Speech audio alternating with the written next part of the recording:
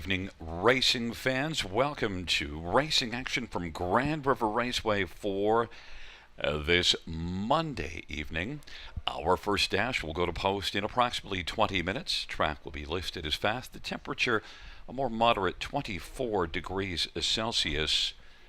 Let's get a look at the changes on this evening's card of racing.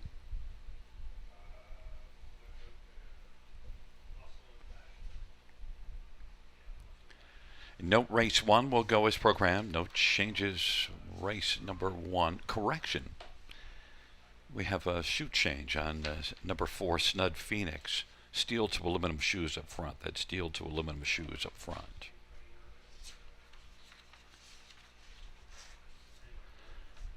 Races 2 and 3 have no changes. No changes, races 2 or 3. In race number 4, number 7, final text minus the Murphy blind and adding blinkers. Adding blinkers and minus the Murphy blind. And scratched is number 8, Hungry Hill.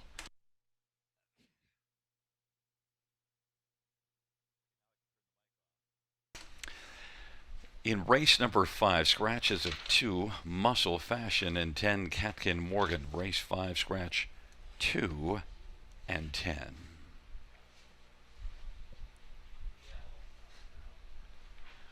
Race number 6, no changes. No changes, race number 6.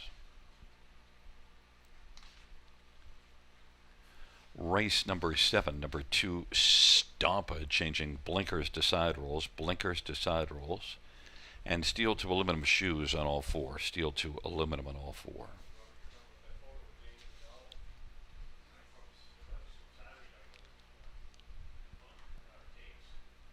Race number 8, number 5, Dragons Better, blind, bridle to blinkers, blind to blinkers.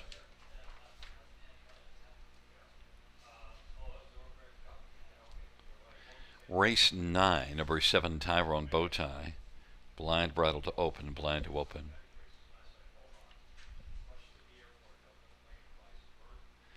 And race number 10, number 5, Serenity Cruise, changing open to Swedish blind. And number 7, Crystal Baller is scratched. Race 10, scratch the 7. Once again, reviewing races 1 and 2. Note it is currently 16 minutes to post time. Race 1, number 4, Snud Phoenix, changing steel to aluminum shoes up front. And races 2 and 3 have no changes. It's currently now 16 minutes to our first dash, and time to welcome in our co-host and handicapping expert, Sugar Doyle. How are you doing, buddy? Did you enjoy your bit of time off? What's time off, really? Yeah. I've taken some vacation days, yes, but I'm always doing something that involves racing. I did something actually kind of cool on Friday night with colleague Greg Blanchard. There was a race announcer reunion night in my hometown of Summerside, PEI. It was their Governor's Plate week of racing. Now, Greg Blanchard began his career in harness racing, announcing the horse races, Summerside, PEI, back in the late 80s and into the 90s. We called races remotely from our Grand River Raceway Studios here in London. We called the races remotely that happened at Summerside on Friday night. We each called a race. There were other announcers involved. There was an Alan McDonald, Kevin Boomer Gallant, Joe Mills, Vance Cameron, of course, normally calls the action. Yep. Rocky Skirman as well. What a night. I know some of those, not all of them, but that is tremendous. So now we've established that you can call from at home. I think that's got to be a future plan. I would not recommend it. It was very tricky. It wasn't easy on our end. I think we had a couple of laptops. We had a cell phone, a couple of refreshes. But you know what? If you want to give it a go, London onto a Grand River race some evening. If you want to book off early before the last race, I'm game. Well, we'll give it a shot maybe someday. There's something else I want to talk to you about. Got Sure. a text, and Legends Day is coming up this Sunday at Clinton, and they do have a raffle for the Clinton Public Hospital. Apparently that closes on Friday. Can you fill us in? Do you know about that?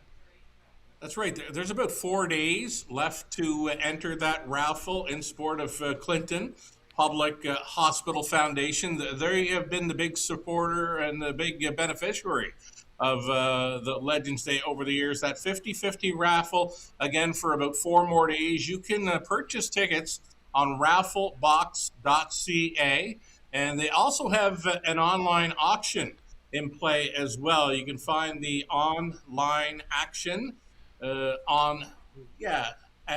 bidbeacon.com, and that is in support of the big day as well. Some of the items, you can golf with Hall of Famer John Campbell. There's a PEI cottage rental there.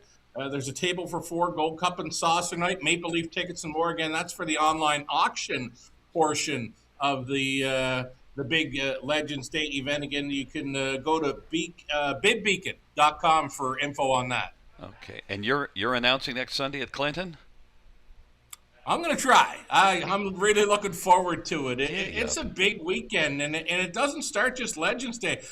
They're bringing in a junior national driving championship on the Saturday of the event, and they're all going to meet with the drivers from across Canada competing in the big day, the National Driving Championship. But these young drivers are bringing their mini horses into Clinton on Saturday afternoon, and what a treat it's going to be for them. I know there's a Lucas Bailey from Prince Edward Island who pretty much began the mini horse revolution down around the Maritimes, and he's coming up, and a few others are coming up from Atlantic Canada to compete with some Ontario-based mini horse racing drivers. So that's kind of cool for the kids. That is absolutely great. And just to repeat, that raffle closes on Friday. You can find it at rafflebox.ca/raffle, and that's Clinton Public's hospital support. They were even supporting that hospital when I was there back in the 90s. Clinton's a great racetrack. They do a lot of stuff for the local community, and they have quite a good local following. It's just, man, it's a great place. Every week, Gary, there's a fundraiser there. They bring in lots of folks from the community. They have 50-50 draws. They set up barbecues in the lot next to the grandstand. They'll have the tent in play. I'm thinking they're about to have the largest crowd ever on track at Clinton Raceway this coming weekend. What's their post time on Sunday? I believe it's 1:30. I think it's 1:30 always, but you want to get there early. Okay. There's, you know what? It's kind of tight for parking now and then. It's going to be tight this Sunday, I'm thinking. So you want to be there early. Well, that's great. Well, listen, we're going to just take a little bit of time to do a couple commercials maybe, and then get right to that pick 5 at 8 minutes to post time. We'll talk to you very quickly coming up in a few minutes.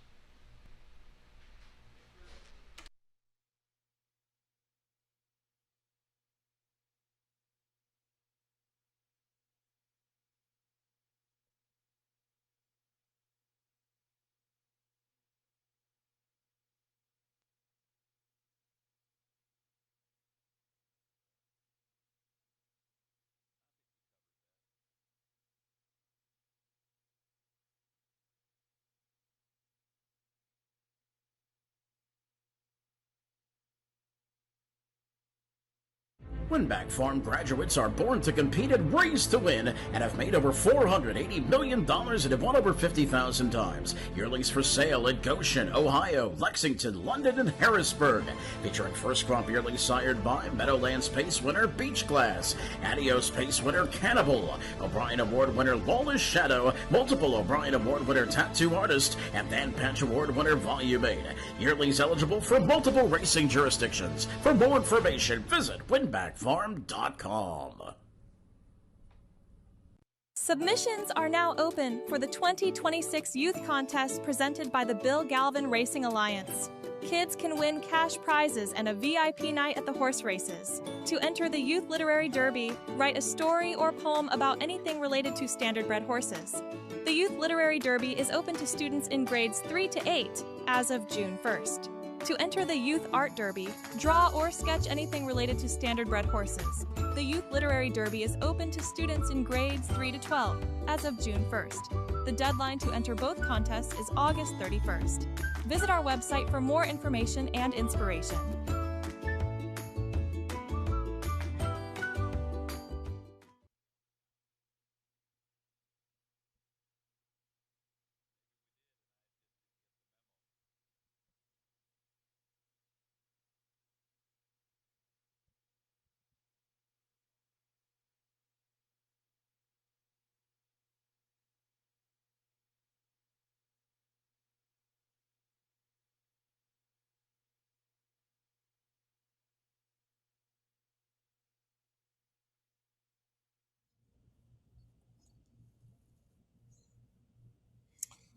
Welcome back to the show, everyone. Sugar Doyle with you on a Monday evening after we missed a few dates at Grand River Raceway last week due to some smoky conditions. Well, the air quality is a whole lot better into a brand new week, and here we go into a Monday evening card of 10 races. You know, there's lots of racing this week. Wednesday evening, I looked ahead to on Friday night, 11 dashes carded. Over 150 horses were entered for Friday night's card. Again, 11 fields of 9, I believe, racing for well over $100,000 in purse money. So wonderful to see lots of horses set to race this week at Grand River Raceway. Let's start up tonight's action with a look at a pick 5 ticket idea. We're looking at a $5,000 guaranteed pool. These pick 5s, part of the go-to wagering menu. Pick 5 starting up races 1 and 6. Pick 4s beginning in races 2 and 6. Yeah, pick 5s 1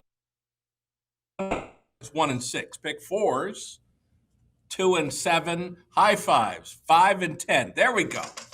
Now we're set to go through the pick 5 ticket idea. We're too deep the opening leg using Copenhagen and the outside poster. Keep the high five alive. 2 and 8 for me, starting up an early pick 5.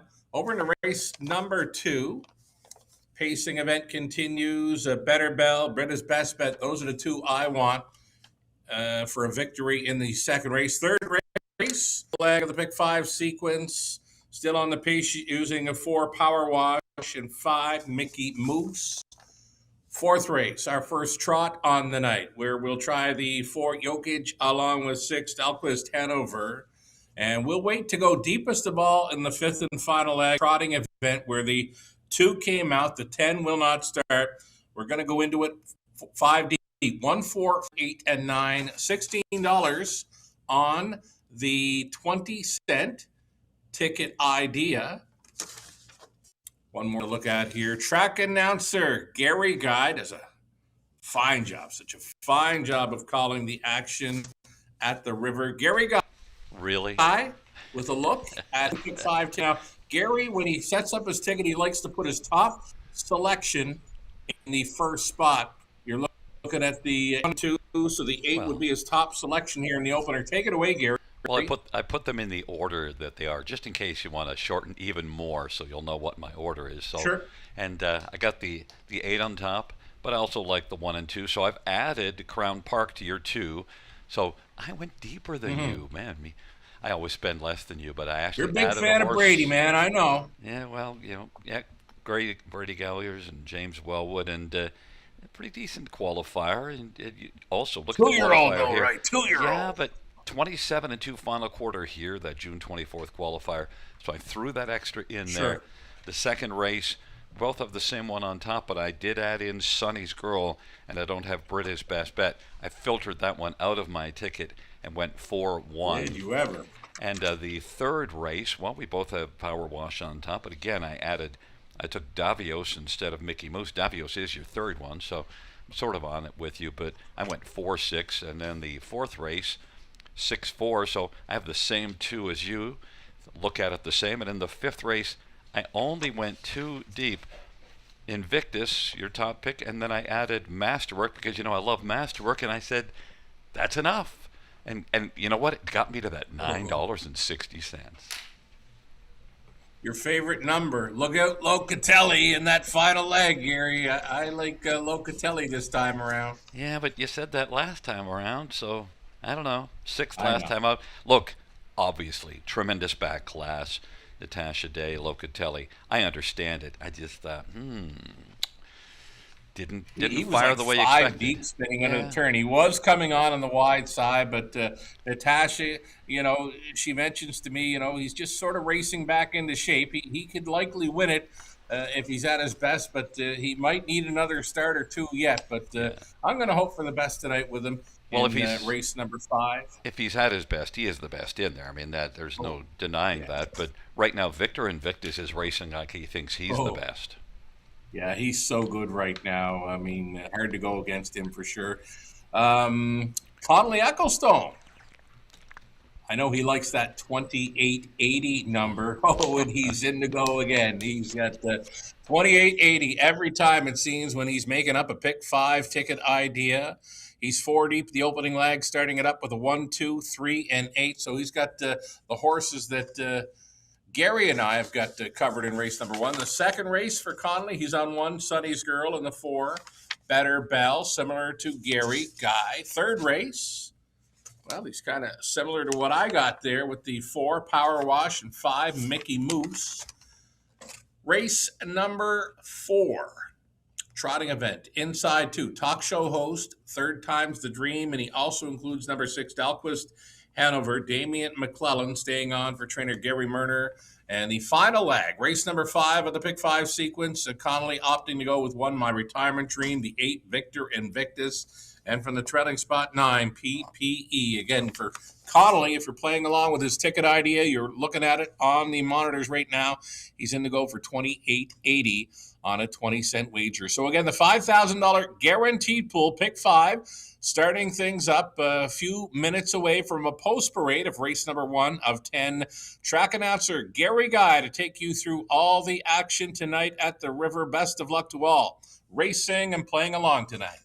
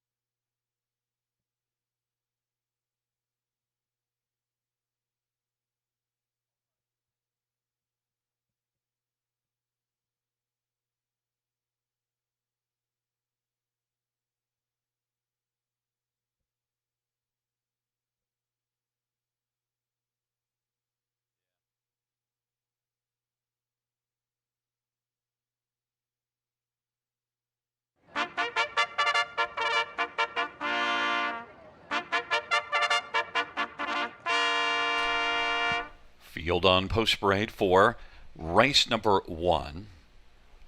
1 is Crown Park. Brady Colliers for James Wellwood and Jeffrey Wellwood. Number 2 is Copenhagen. It is Sammy Filia for J.F. McGuire and Mark Couric. Number 3 is Reinvest. But there is number 5, Miss Wiggles, Jason Ryan for Austin McEnany and Hunt Racing. And number 4 is Snud Phoenix, Brent McDonough for Dominic Ladew and Serge Leonard and Francois Dupuis. Number 6, Danielle Ann, Garrett Rooney driving for Gerald Lilly and Dr. David Kirby. Number 7, Shadow Secret, Lyle MacArthur for Frank Grandinetti. Number 8 is Keep the 5 Alive, Austin Surrey for Scott McEnany and Jeffrey Bruck. keep the high five alive. And 9 is I'll Be Bulldog Beth, Damien McClellan for Vic Putty, and Michael Horwood and Ken Fisher. And there is number 3, Reinvest, Giganya, driving for Shane Weber and Tom and Elizabeth Rankin. Let's get a look at this field, and Sugar, the money has come quickly now for Keep the High Five Alive. And, well, I hope a lot of fans are hoping that the horse is appropriately named. I think he's going to be okay in here, Gary. Keep the High Five Alive will make the Grand River Raceway debut. Now, he or she, the daughter of Cattle Wash, has yet to hit the board in 4 career starts, but it appears she's been facing a much tougher competition since she began her career back in, it was early May. And now, you know what? She's coming into the night off an Ontario Sire Stakes try where she finished 6th. And now we're looking at a little over a month between starts. So that's something to consider, but goes out from the strong barn of trainer Scott McEnany. Yeah, it certainly shows enough speed to be quite the factor.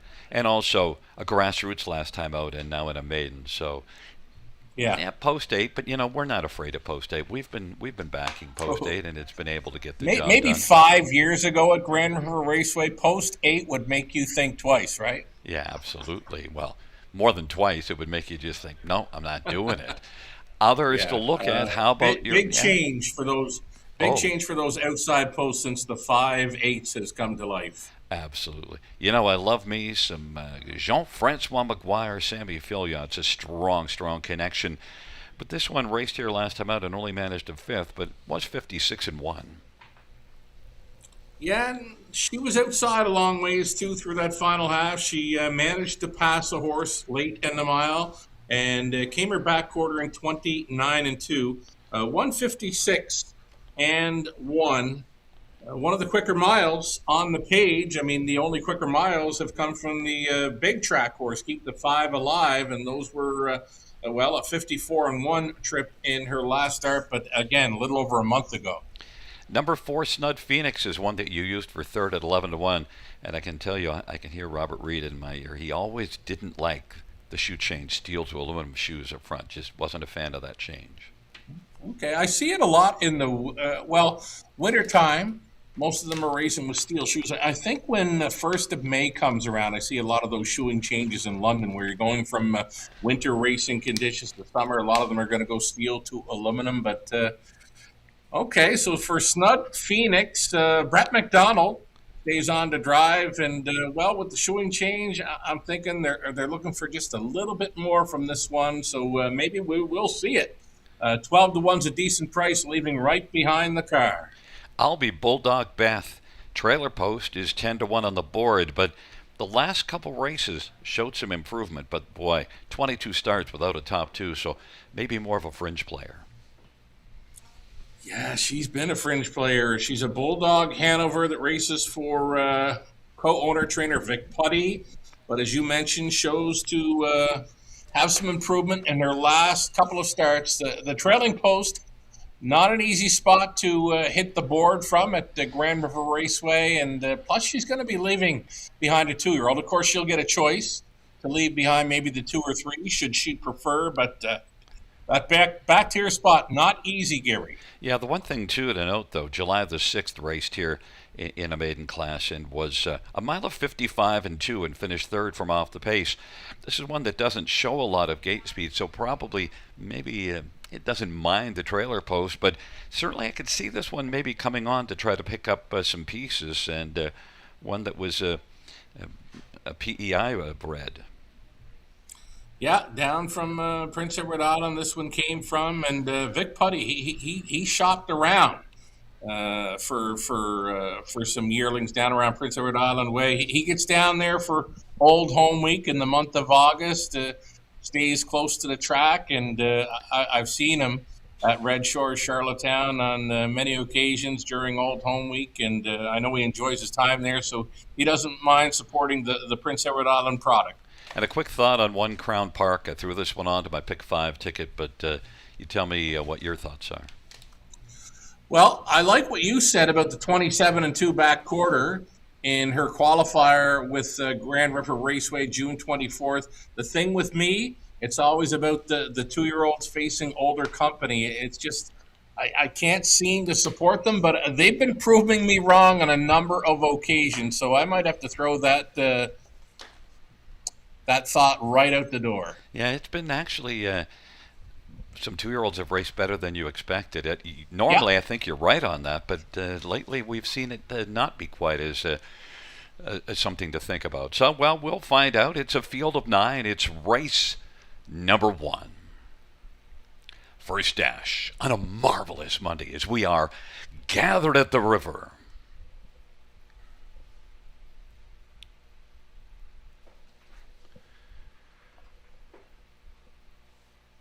Field 4, race number 1 is at the start, and Shadow Secret is going to blast out, along with Reinvest in Copenhagen. Crown Park gets out well to race 4th, and then it is Snud Phoenix, and now I'll Be Bulldog Beth is 6th away, then it is Daniel Ann, and back further is Miss Wiggles, and then trailing the field is Keep the High Five Alive. Is back there last right now is Shadow Secret at 21-1, and Lyle MacArthur leading Reinvest, who is 25-1, and then Copenhagen is 3rd in front of Crown Park, and then it is a Snud Phoenix, and I'll Be Bulldog Beth is racing 6th. They race off the turn, 28-1 opening quarter.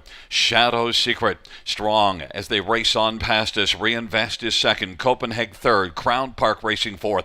Snud Phoenix and I'll Be Bulldog Beth. Keep the High Five Alive is up to 7th now, but still has lots of work to do. Then Daniel Ann and Miss Wiggles, and they race their way on into the back stretch of a half. Quarter was 28-1 and half of 58-3. Shadow Secret, and now Copenhagen is coming on the inside. Reinvest in Crown Park has moved up, and now there goes Keep the High Five Alive, and is very alive now. They hustle on to 3/4. Shadow Secret at 21-1. Shadow Secret leads it. Copenhagen is 2nd, Crown Park 3rd. Keep the High Five Alive is a closing 4th, and now about to take over 3rd. Crown Park is racing 4th. I'll Be Bulldog Beth kicks in late, and then Reinvest and back to Snud Phoenix, 126-4, but it's still long shot. Shadow Secret at 21-1. Copenhagen Keep the High Five Alive. A big late push from Snud Phoenix as they come on down the stretch rather than Crown Park, but it is Shadow Secret. Shadow Secret is game as they come to the finish. No urging. Shadow Secret scores at 21-1. Then Copenhagen is 2nd, 3 across the track for 3rd, 155-3, and a lot of high five tickets just hit the floor, Sugar. So many high five tickets are on the floor right now, crumpled up, thrown into the air, whatever way you want to call it. The 7 changed the mind of Austin. Now, he had thoughts of leaving a little with the 8 horse, but Lyle on board this Shadow Play filly, Shadow Secret. This horse was on go behind the starting gate. If you could have bet them off the wings, the gate call bet, you'd have been playing this 7, because this horse was showing up to play tonight, went straight to the top, and had Austin thinking twice and taking back the last early with the 8 horse. Now, the 2 Copenhagen had every chance, was up close enough, sitting 3rd at a soft half, but could not make it up. But tell you what, if the 8 horse would have won that race, she would have had to come her back half in like 54. Yeah. She still came a big back half from where she was sitting, a half 58-3. Lyle MacArthur just stole race 1 at 28-1. And that's why if you can get off the gate, and we see here on this track from the outside, you can blast out, you head straight towards that turn. You've kind of got a slight advantage. You get the jump, and then you get that 58-3 half. Well, that's why this 21-1 shot was able to keep it rolling, because kind of got the sleepy first half and then had enough left to get home, and more than enough, because you saw Lyle was not urging this filly at all. No, not at all. It's actually 21-1 winner, but that's still a big price. She's got the 2 favorites behind her. The thing is, she made front so easy that they couldn't even stay close. I thought she was going a wicked quarter, but it wasn't all that fast. 28-1 was reasonable, but she was out there by 4. And that's when Lyle grabs her up, goes the second quarter, steals away in 30-2. And then when they come to her, she's got 28-1 through the third, and she's still got 28-4 on the end of it. They just couldn't catch her. Theft on the brain for this filly, Shadow Secret. Big upset here, and all those pick 5 tickets down the 2. Yeah, and you were right that the 2 1s were the 2 and the 8. I mean, that's where the money went to. It didn't go to the 7. And so you're going to have to take a look at a pick 4 ticket because you and me and basically almost everybody is out of the pick 5. Yeah, pray back 7. Back in front of us is number 7, Shadow Secret, a 3-year-old shadow play Bay filly by Frank Grandinetti of Grand Island, New York. Lyle MacArthur, the trainer and winning driver. Shadow Secret victorious, 155-3, first career win.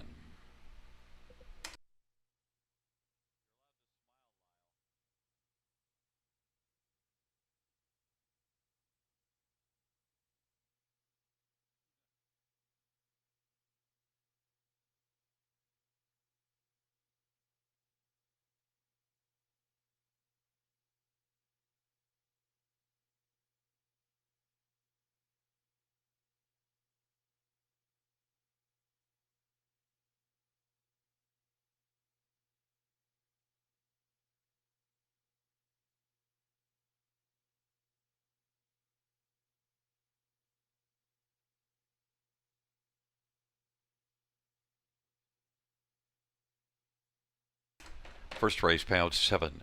Shadow Secret 45.60, 450 and 550. 2 Copenhagen 260, 210.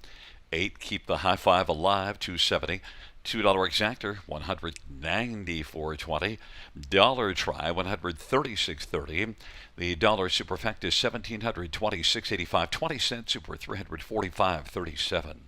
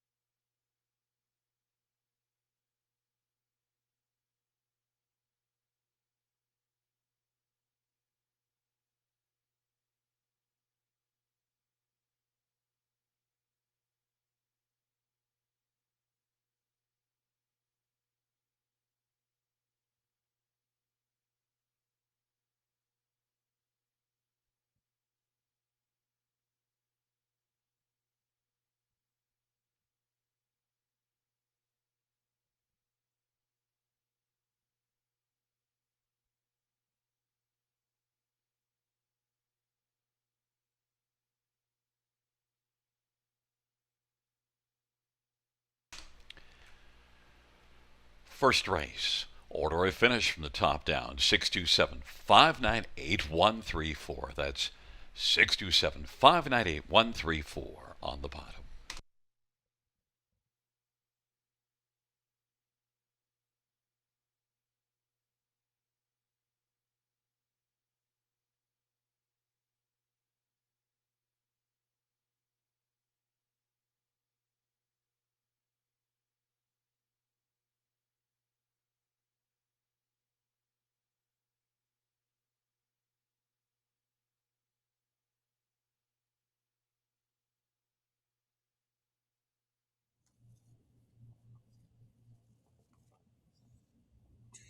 We are back, and yeah, big long shot that I couldn't find, Gary couldn't find, many of us couldn't find in the opener. Number 7, Shadow's Secret, Lyle MacArthur, straight to the top, would not be caught.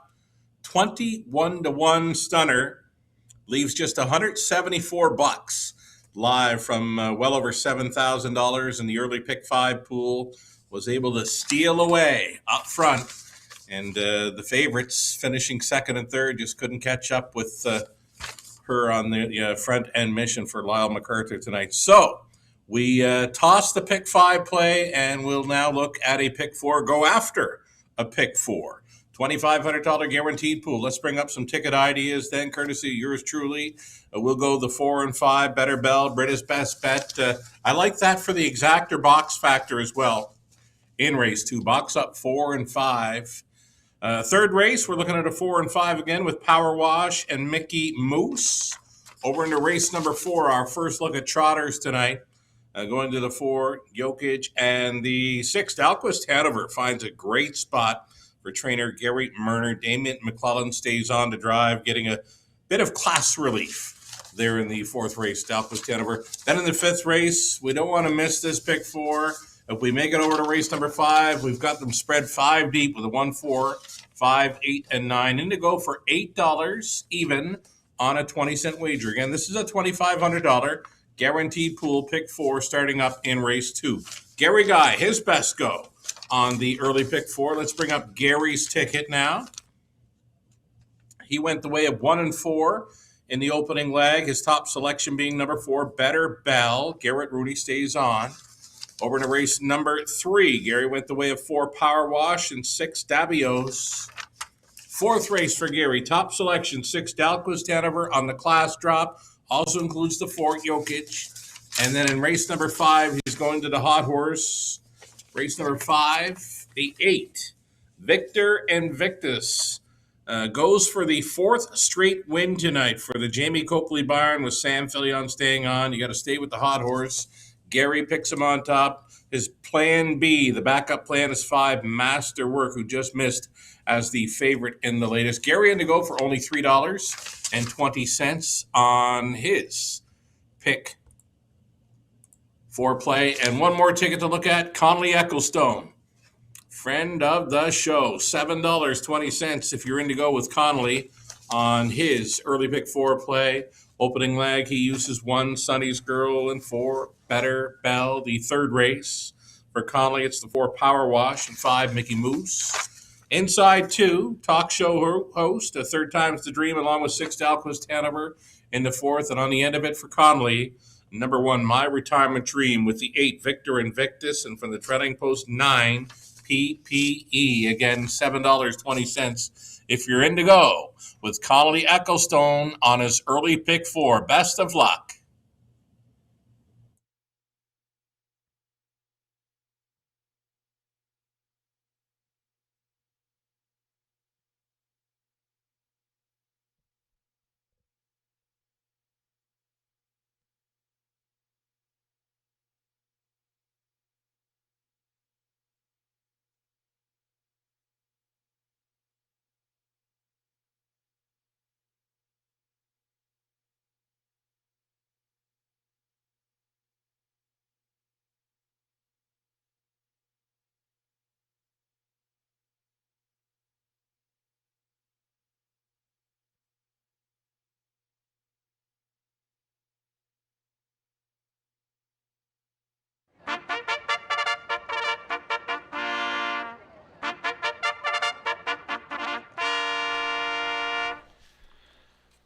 field for the second on parade. 1, Sonny's Girl, Paul McKenzie for Matt Dupuy and 8th Line Investments.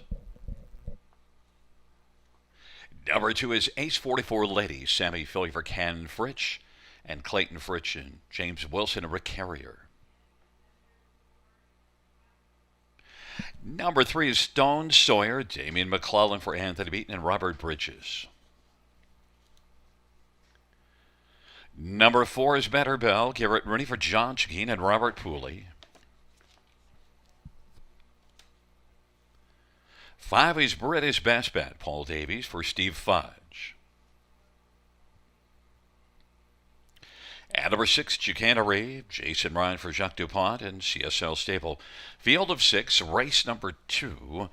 Let's get a look at this field. And, well, we both think that Better Bell is the one that's better than the field, but right now the tote board is slightly in disagreement as 5 British Best Bet is at 9-5, Sugar. Well, I'm going to stay with Better Bell. She led all the way back to a life best mark of 152 flat. She upset that night at 13-1 as she deposited British Best Bet into the two-hole ride behind her. Was able to hold her off through the stretch. Now, British Best Bet is the one that is taking the 8-5 action right now. But for me, Better Bell, look at her, checking her out. Right on the bit, she looks very sharp and ready to rock and roll here in race 2. She looks ready to go, that's for certain, and yet not tugging hard, like just, like Garrett's just got a nice, the right amount of hold, just, yeah. Yeah, just perfect. She looks very sharp. Yeah, and Garrett says, yeah, that's right. I've got the right amount of hold. How about number 5, British Best Bet? You know what I think fans are also looking at? Those 251 and change miles at Mohawk. That catches their attention. Yeah, that does. And they had her bet as the favorite the night that Better Bell won with the upset victory. Now, she sat 2 and took her best shot late in the mile, but could not get by Better Bell. Then last time out, she left very sharp from the outside post 8 to sit 2 at the quarter, 26-1. So that took a lot out of her to find a spot up close. Then she rolled first up towards 3/4 out of third and sputtered on the end of her mile. So I'm thinking just leave nice and easy, maybe secure a 2-hole ride behind Better Bell and try to take her down late again. I got a feeling it's going to go the other way. I got a feeling that British Best Bet and Paul Davies is going to try to beat Better Bell off the gate and to see if he can't get to the front. But, look, Better Bell obviously went to the front July the 6th and was able to keep going. And that's one of the reasons why I think maybe British Bet will say, maybe I want to cut this mile out and see if I can. But if that happens, it will be interesting, and it might even open the door for someone else. What about Chicanery? 9th last time up, but trailer posted never really a factor. Good mile, just 2 back. Yeah, wanted nothing really to do with any of the goings on in her latest. She still clocked the trip 53-4, but the start before that, a 4th best finish behind Better Bell and British Best Bet, who she's going to face here again tonight. Chicanery, maybe with the nose going back on gate, could liven her up, maybe have a little more interest in that one. I know from talking to horse people in the past that some horses, they just can't get into it. Leaving from the trailing post. I mean, they're following a helmet out of there instead of having their nose on gate. And it appears Chicanery was no fan, wanted nothing to do with racing last time out with the trailing post. And she did have 3 wins last year in just 10 starts as a 2-year-old. So, but, I'm just saying that if it went another direction after the top 2, if they battle, that's the big if. It could be interesting. How about number 3, Stone Sawyer? This is one that won at Georgian Downs back earlier in the meet, early June, and then since then, it's just been more of a fringe player of late. Showed a couple of big miles at Georgian Downs where you say it's a little slower than Grand River Raceway. This one had a 53 3/3 back in mid-June. Since then, come over to Grand River Raceway. Hasn't been ideal for her. Sat 9th last time out. Closed up to finish 5th. The start before that went from 5th to 4th. She'd have to show a whole lot more interest early in the mile. For me, I'm looking at the 4 and 5, and they appear to be the only early speed, Gary. So now that the pick 5 is gone, I'm into the pick 4, and I use 2 here. I use Sonny's Girl in behind Better Bell. Sonny's Girl, I know that things didn't shine for her last time out, but she was very good here just June the 10th. Her best shot, Gary, is to find a spot up close. It may be tough with the 4 and 5 blasting, but if she can secure a 2-hole ride, or maybe even third, it increases her chances with these. Of course, the one negative, the last line is June the 24th. She's been out of the box a little farther. Indeed. Got a lot of money. Look at that, 2-1 on Sonny's Girl. Fans think it might be time to shine some light on the one horse here in this dash. It's a field of 6 for the second race on a marvelous Monday night at the River, and they are into the backstretch, nearing the start.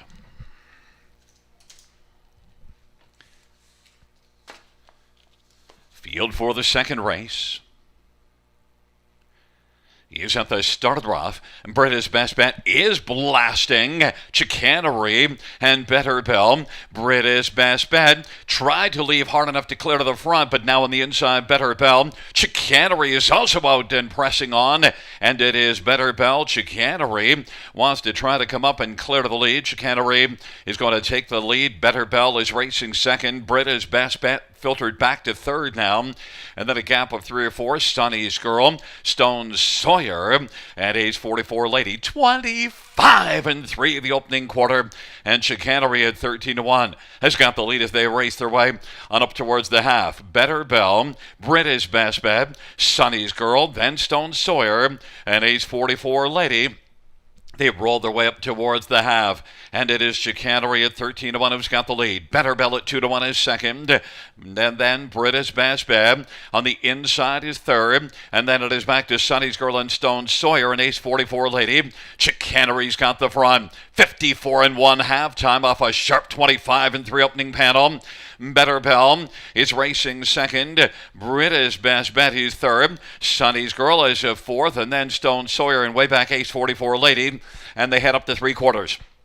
Chicanery with Better Bell keeping a close watch, and Britta's best bet now has moved to the outside 3/4 in 1:23, and it is Chicanery as the field is turning for home. Chicanery, then Britta's best bet on the outside, Better Bell on the inside, Stone Sawyer, Sonny's Girl, and Ace 44 Lady. Chicanery at 13-1, still with the front. Chicanery as they come on down the stretch, drive off 3/4 in 1:23.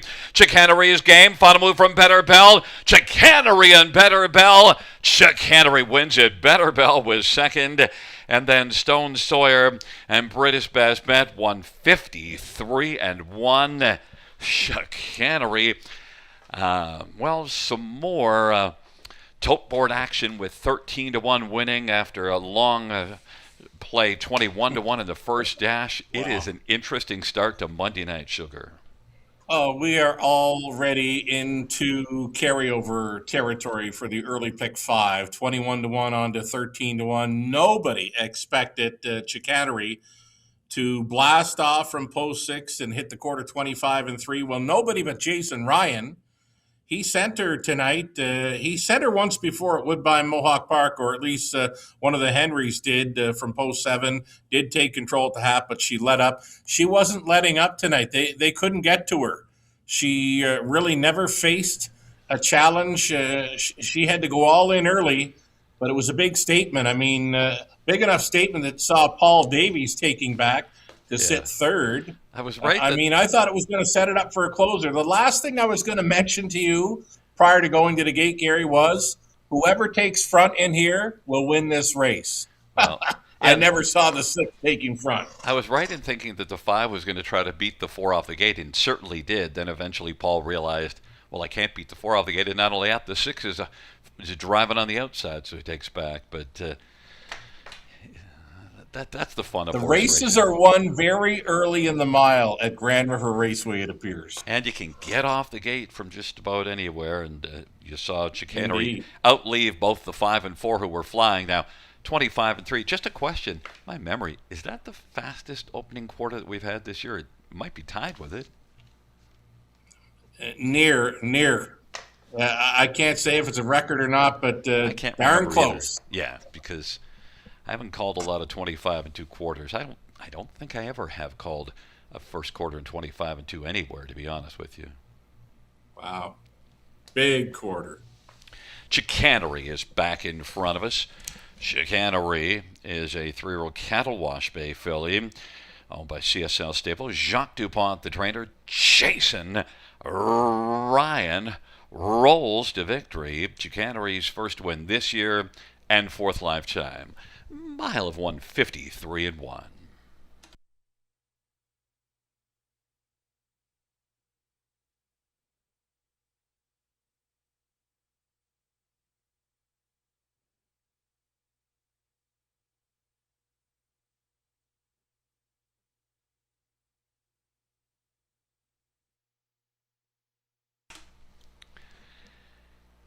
Second race payout, 6 Chicanery.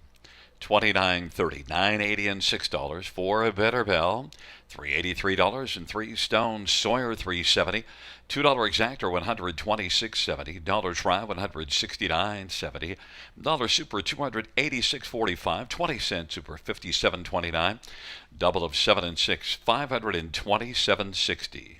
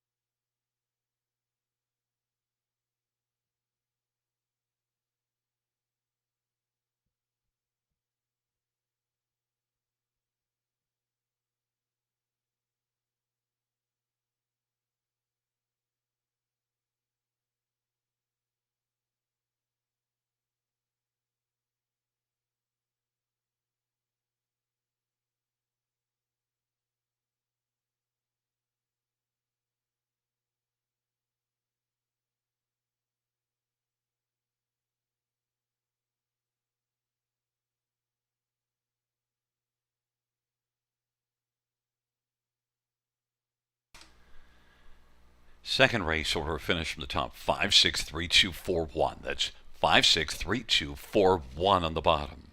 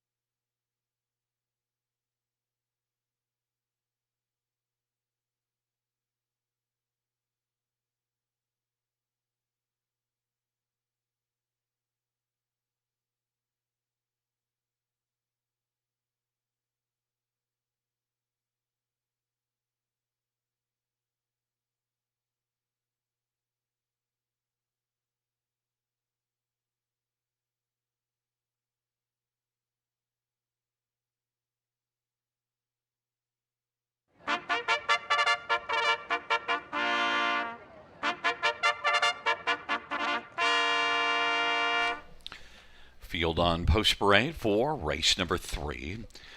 1 is pros. It is Garrett Rooney for Peter Brickman.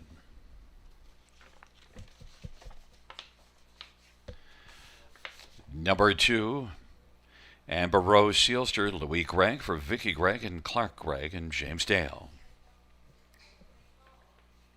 Number 3 is Ann Mack, E. Gagnon for Shane Weber and Tom and Elizabeth Rankin.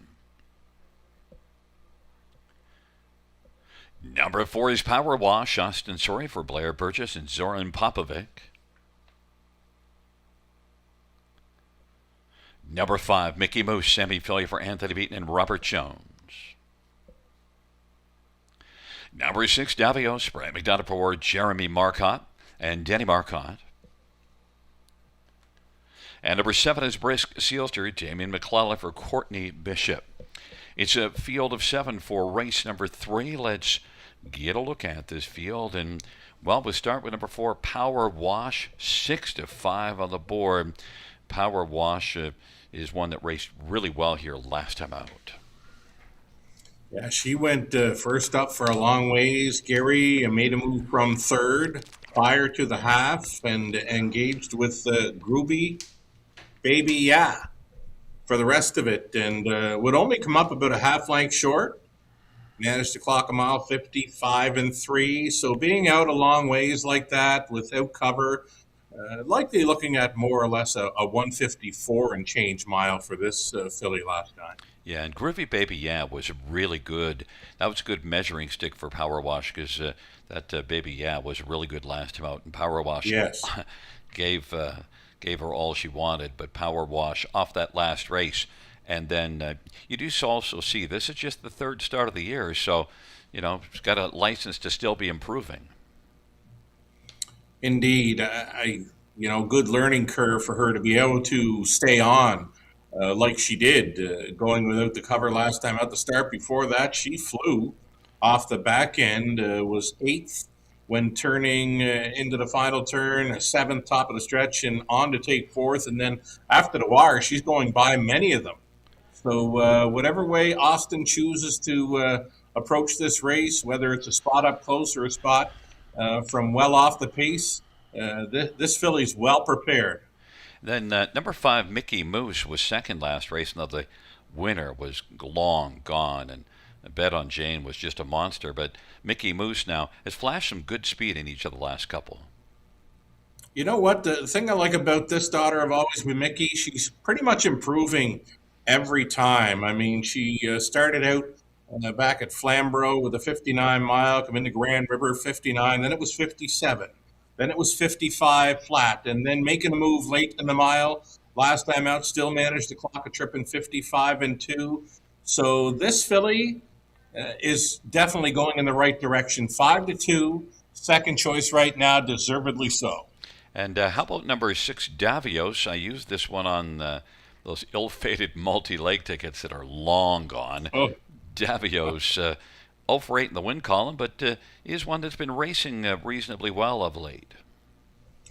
Well, driver Guy Gagnon likely had a choice in here as he's been driving Ann Mack in her last couple. He's been on Davios much longer, dating back to the month of, May or June. Brett McDonald, interesting driver choice for this one. Now, Brett loves to put them in play. There's gate speed to work with. This horse has had a 2-hole ride last couple of starts.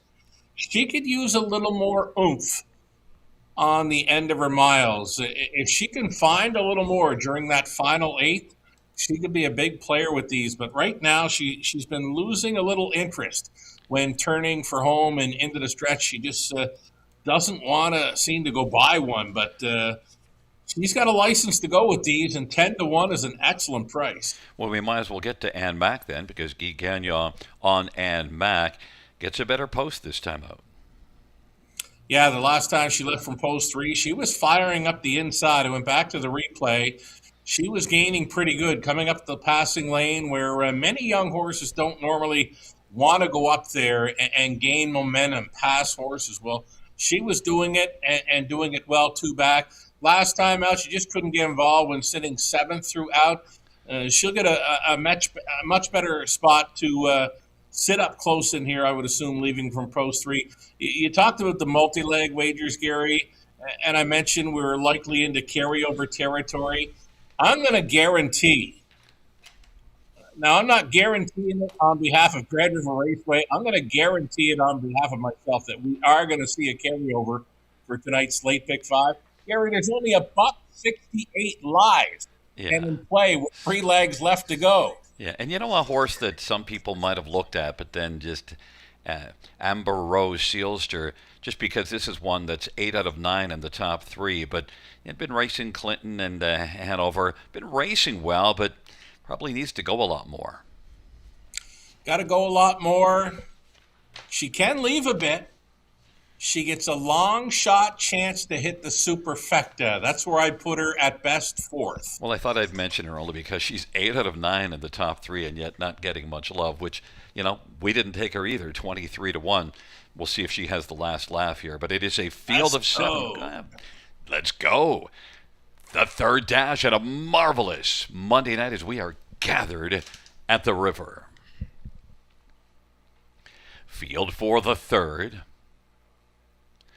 At the start of the rough, Davios, Brisk Sealster leaving briskly, and Mac on the inside, and Power Wash into the front 4, and now third, and now second. Third, Davios. Fourth is Brisk Sealster.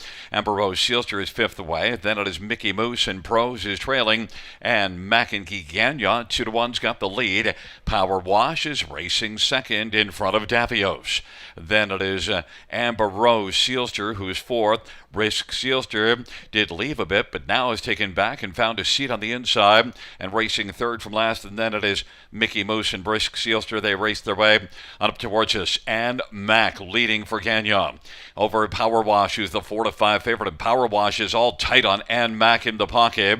Davios is racing third. Amber Rose Sealster. Now Brisk Sealster has popped out, trying to gain some ground. And then it is back to Mickey Moose, and trailing the field is Pros, and they race their way up a 57.5 and a 27 opening quarter on down the back stretch. And Mac with a lead of a length and a half.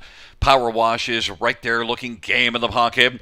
Davios pops to the outside. Davios gets some right-handing urging as they race their way on towards the 3/4. And 3/4 coming up 4. And Mac as they race their way on by the 3/4. And Mac, Power Wash is still a length and a half back. And Mac looks alive. 3/4, 125, a 28 third panel. And then Mac is starting to step away and leads by 2.5 or 3. Then Power Wash and Davios and Amber Rose Sealster. And the field comes on down the stretch drive. And Ann Mac and Guy Gagnon at the come on down the stretch drive. Power Wash and Davios. But Ann Mac winner. Gagnon. Power Wash second. Davios is third. And Mickey Moose is 4th. 150. 4-1. And Mac and Guy Gagnon Sugar victorious and really strong. Yeah, went to the top. I mean, front end looks pretty good thus far tonight, right? 3 races in, 3 gate-to-wire winners. They never looked her in the eye. I mean, Guy Gagnon, he had a choice in here. His choice proved to be the best one, straight to the top and would not be caught. 154-1, life best she'll go home with tonight. Yeah, and look, of course, did win earlier in the meet, Flamborough, 58-3, but boy, much better tonight, 54-1. Even if you do the translation, it's still that's a better mile, and Mac was fully up to it. The track is very quick, and they are getting off the wings, and whoever establishes the lead, they just can't catch up.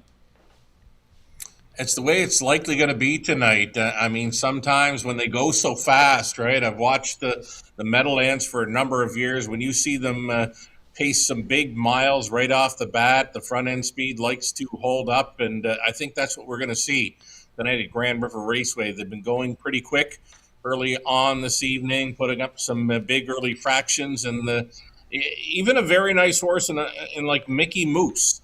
She couldn't get away in there. And she did good to finish 4th in there, but she would not be close. Mickey Moose is a real nice filly who we mentioned was going in the right direction. It just wasn't her kind of mile tonight to try to make something happen from the back. It's going to be very tough for the closers tonight, from what I see, Gary. Well, we both liked Power Wash, but Ann Mack rinsed that idea clean and Oh, took command and kept on going.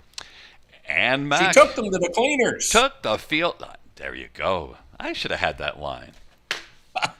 It is Ann Mack, a 3-year-old cattle wash bay filly owned by Tom and Elizabeth Rankin. Shane Weber, the trainer. Gagnon, the winning driver. Second win for Ann Mack this year in lifetime. 154-1.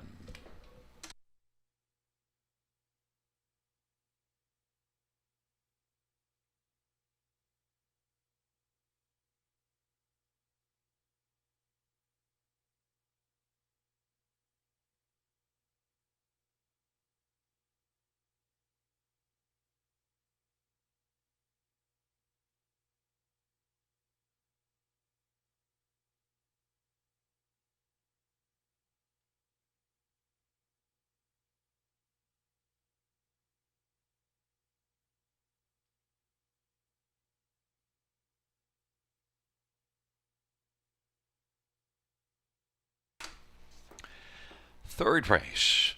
3 Ann Mack, 630, 290, 230. 4 Power Wash, 240, 210. 6 Davios, 410. $2 exactor, 11.90. Dollar Try, 20.25. The dollar Super, 62.05. 20 cents Super, 12.41.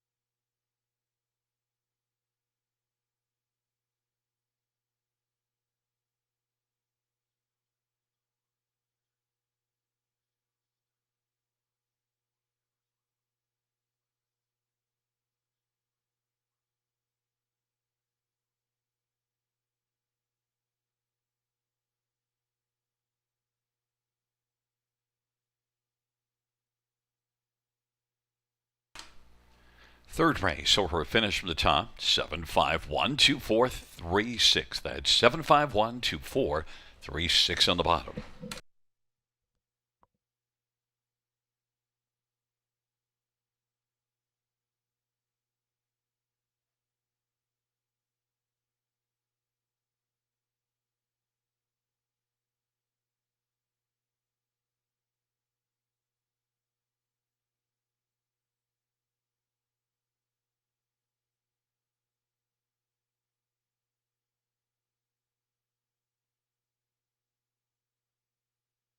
Winback Farm graduates are born to compete and race to win and have made over $480 million and have won over 50,000 times. Yearlings for sale at Goshen, Ohio, Lexington, London, and Harrisburg.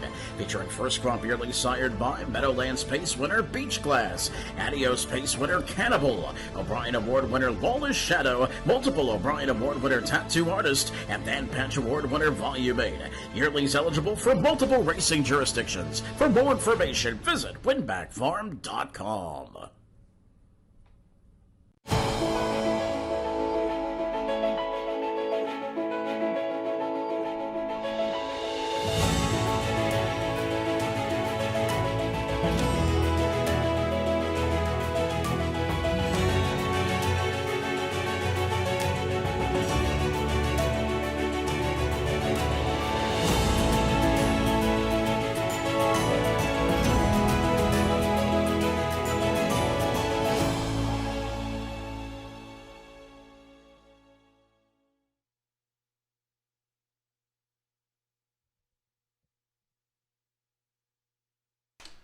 Fans note in race number 5, a claim entered number 8, Victor Invictus. Race 5, claim entered number 8, Victor Invictus.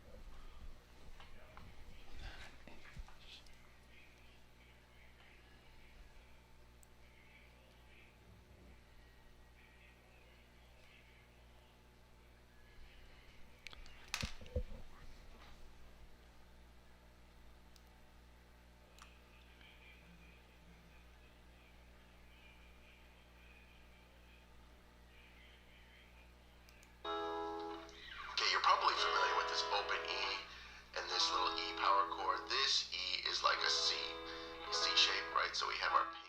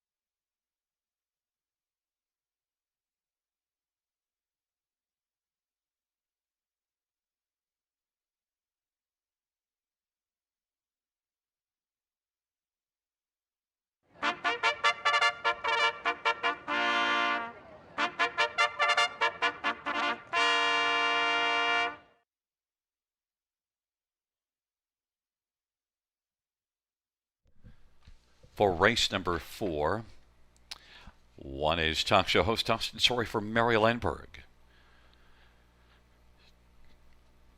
Number 2 is Third Time's the Dream, Brett McDonald for Ron McDonald and Shenko and Hartall Maintenance. Number 3 is Delcrest Brent, Steve Houdon for Laura Toscani. Number 4 is Jokic, Paul McKenzie for David King and William Brown and Gary Adair.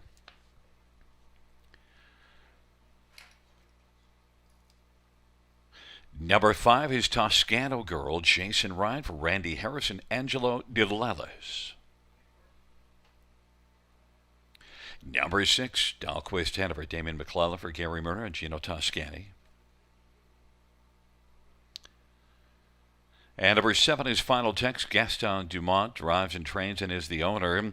8 is Scratch, a field of 7, the 4th dash. And let's get a look at this field. And number 6, Dahlquist Hanover, is the one we both have on top. 7-time winner last year, a couple of wins this year. And that last race was in against a snugger group than he faces in here today. Yep, class relief, and there's a whole lot of back class to be had with this fella as well. He's a 150-4 winner last season at Woodbine Mohawk Park, and he's got some gate speed to work with should Damien want to go that route, but off the pace would be fine with him as well. 55-4 clocking, and the latest to be third against what you mentioned, much tougher competition. Yeah, when you look further down the page too, early in June, this is one that was racing in some really tough groups at Mohawk and then gradually slipped down and slips further today. Dahlquist Hanover, we both think this is one that's going to wake up substantially in this spot. Probably not going to give a lot of money because I think Dahlquist Hanover kind of jumps off the page. But you know, Jokic is one that, raced pretty well here, got away from Mohawk. The form was off and then came in here and raced much better last time out. Yeah, was able to work out a pocket ride last time out. I mean, it could be the same kind of trip for him this evening. If he wants to flash that early speed from right behind the car, just send him, Paul, and maybe Dahlquist Hanover comes along and covers him up, and that wouldn't be a bad horse to follow. They raced at the 3-1 second choice. Yeah, they raced at the same level, although Jokic, there was 2 divisions that night. Jokic raced July the 13th, and then Dahlquist Hanover. Dahlquist Hanover was in the first race, and Jokic was in the 5th race, but it was that same class. Mm-hmm. And in fact, Jokic did go 2/5 of a second faster, but a lot of times that's very much dependent on how the race plays out. But still, it was a solid mile.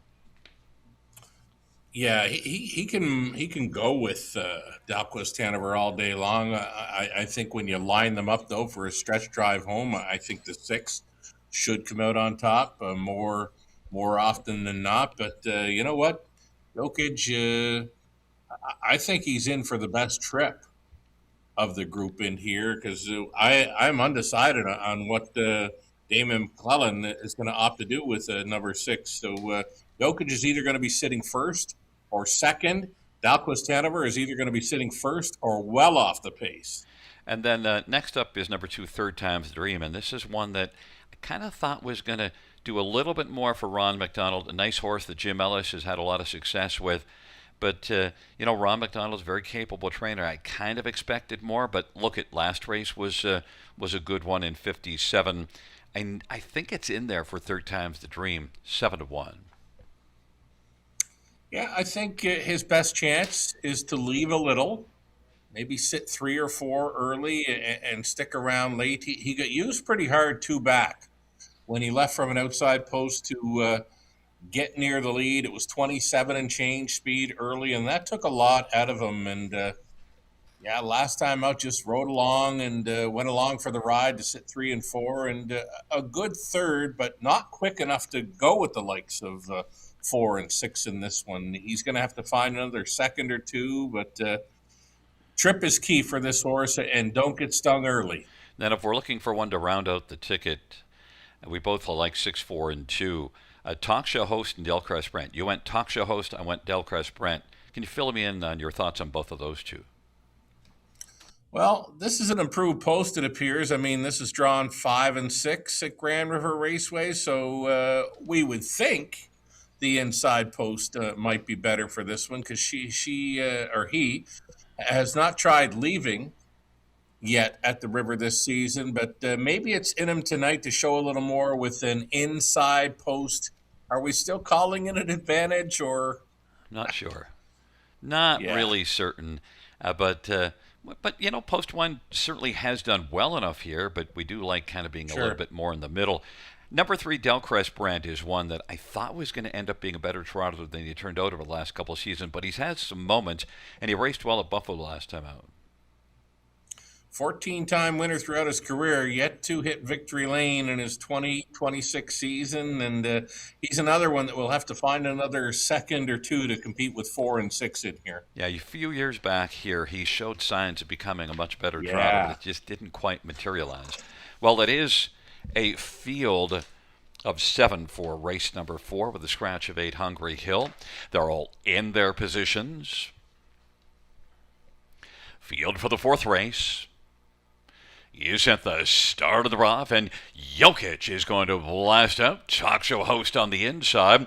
Also leaving, third time's the dream. Dalquist Hanover is 4th and still working on the outside. Then Delcrest Brand back to Toscano Girl. And final text is trailing the field, and they race their way on up past that opening quarter. Jokic has got the front for Paul McKenzie, and talk show host is racing second. Dalquist Hanover third. Third time's the dream is 4th, and then Delcrest Brand. Back further is Toscano Girl, and trailing the field is final text, and they race up towards us off a 28 opening quarter. And but is Jokic and Paul McKenzie.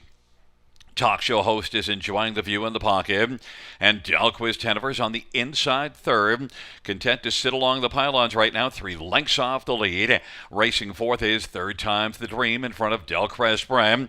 Then it is Toscano Girl in final text. Halftime put up by Jokic in 57 and 2. Jokic and talk show host, who's 9 to 1, is racing second. And there goes Dalquist Hanover down on the move on the outside first over, and is coming on, is 2 1/4 back and getting closer with every stride, and racing 4th is third time's the dream. It is Jokic. Dalquist Hanover, 1-2 favorite, has moved up and taken a share of second alongside talk show host, who's still in the hunt on the inside. But it is Jokic who's not been joking around in this dash, and 57 and 2 with the half, the 3/4 126, and it is Jokic, and on the outside Dalquist Hanover. Talk show host is on the inside third. Jokic continues to march. Jokic, Dalquist Hanover. Jokic leads it by about a length and a quarter. Talk show host looks to try up the inside, and then Dalquist Hanover. It is Jokic as they come on down the stretch. Jokic goes off stride, and Jokic is going to be the unofficial winner, but talk show host up the inside, and then Dalquist Hanover on the outside, but a break in stride by Jokic. Talk show host is probably going to inherit the win. Will be, of course, an inquiry sign, but Jokic. Oh, Jokic. I thought he had it in the bag, as did you, as did many others, but the race is not over till it's over. And as you called it, talk show host will likely inherit the victory here as Jokic self-destructs just feet away from the wire. And you know, the thing with talk show host, you mentioned a better post position. Maybe we'll Yeah. leave a little bit. Yeah, Austin Sorey left enough to get a pocket ride, and then tried it up what, we'll sort of call it Mackenzie Lane, but it's not officially Mackenzie Lane here. But, Yeah. you know, might have gotten the better of Paul McKenzie. Well, most likely, but we'll leave that to the judges. But you see a pretty long run there, too. And, of course, the other issue would Yeah. be lapped on by Austin Sorey. So, you know, there's always, they look to see you have to lose ground while you're off stride, so that's the first issue. And then second one, even if you don't violate the braking regulations, the question will be, Did he lapped lose on. enough ground? Yeah. But even then, even if you do, you're still you're lapped on by the one talk show. Right. But Yeah. you know what? I'm not a judge. I'm barely figuring out You know how what? to announce. Now this horse is 9 to 1 and winning. I'm not sure now. Does Grand River Raceway do pick 4? carryovers if there's no winning combination sold? I don't think so. I think that, Okay. yeah, I do not believe Pay so. might pay Now, out 3 or 4 then. Okay, because yeah, this is 3 out of 4 races producing long shot winners. and you mentioned whoever gets to the front. Well, Jokic will be listed as first. Now the question will be placed to second. Oh, But, Austin's kind of coming back, jumping at. But you know what? We'll just go with it because I think we know where we're going. Talk show host is back in front of us, a 6-year-old yeah. Dover Dan Brown gelding, owned and trained by Mary Landberg, and it would be the second win this season and 8th lifetime for talk show host Austin Sorry Victorious, if that's the way it goes. 155-4.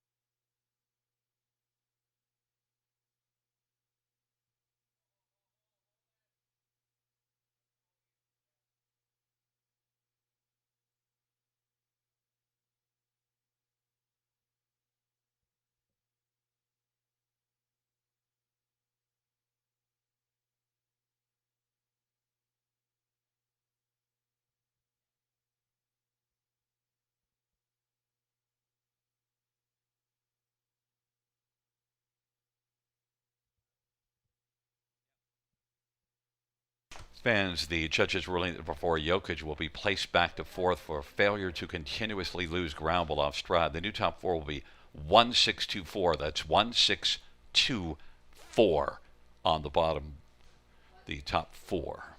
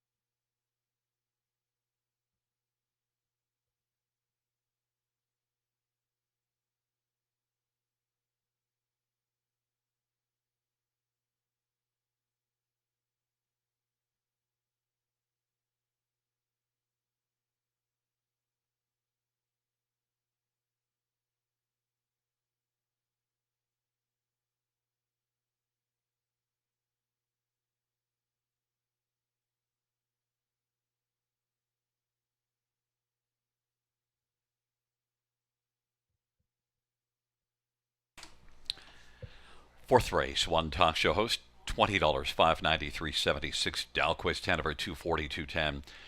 Two third time the dream, $3.40. $2 exactor, $50.50. Dollar try, $84.80. Dollar super, $169.95. 20-cent super, $33.99.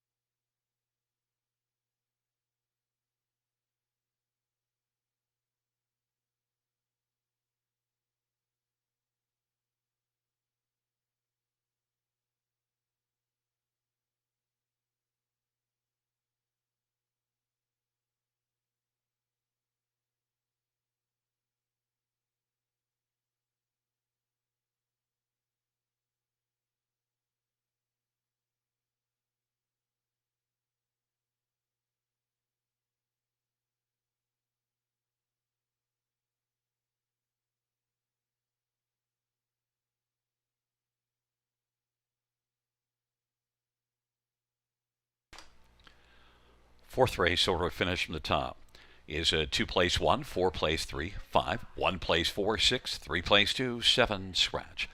Once again from the top down, it's a 1, 3, 5, 4, 6, 2, 7, scratch.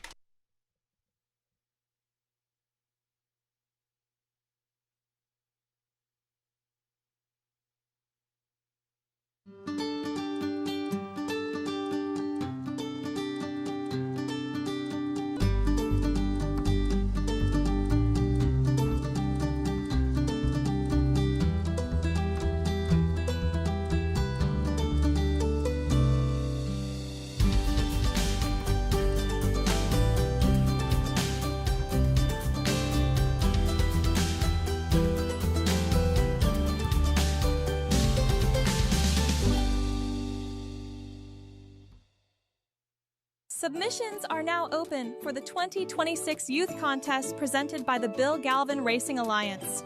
Kids can win cash prizes and a VIP night at the horse races. To enter the Youth Literary Derby, write a story or poem about anything related to standardbred horses.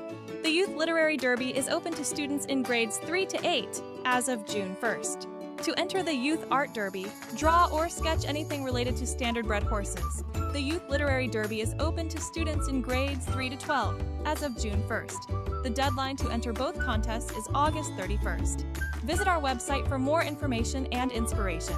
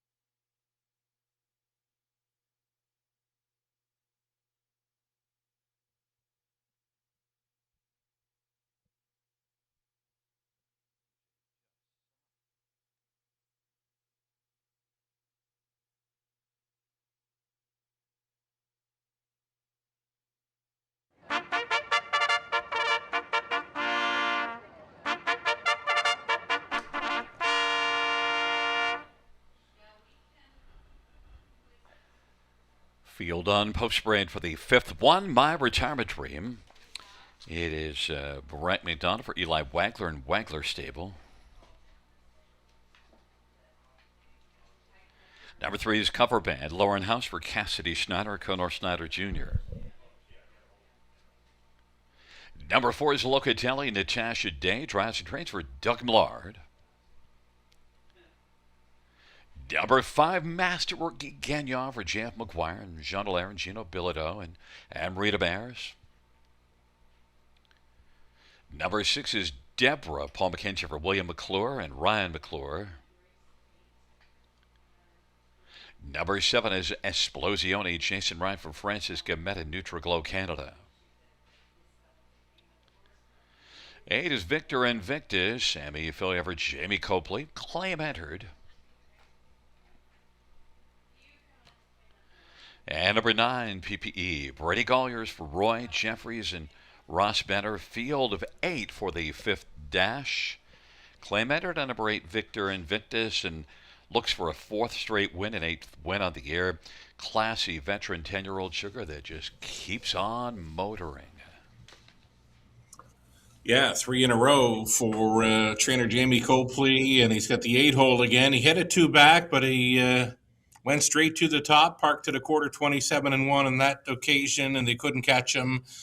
54 and change, it's where he's been in all 3 of those victories. He's likely to go away as a heavy favorite once again. He gets to move in a spot now with the scratch of number 2.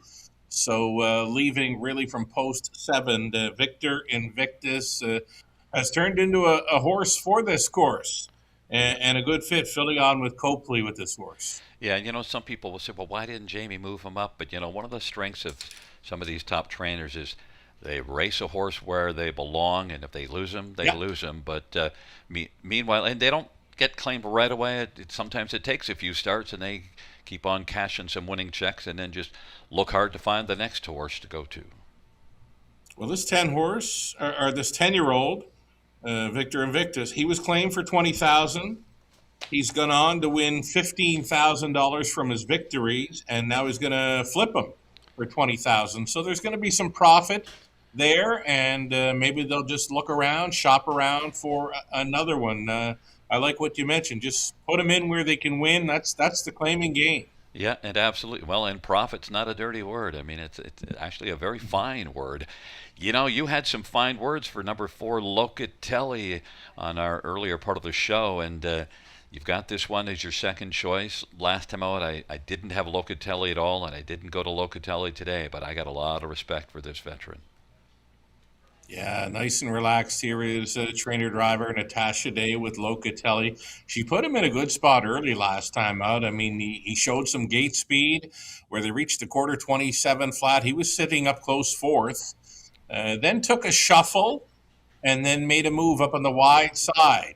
Now, came from 7th to be 6th, but after the wire, he's likely passing a few more. Nice effort in his second start back off an extended layoff. So the old horse, Locatelli, he's going in the right direction, Gary. And he's 2 years younger than Victor Invictus and has $250,000 more earned than him. But obviously he's not at top peak form yet. But if he gets there, boy, oh boy, Locatelli. Others, 5, Masterwork. I love my Masterwork. Yes.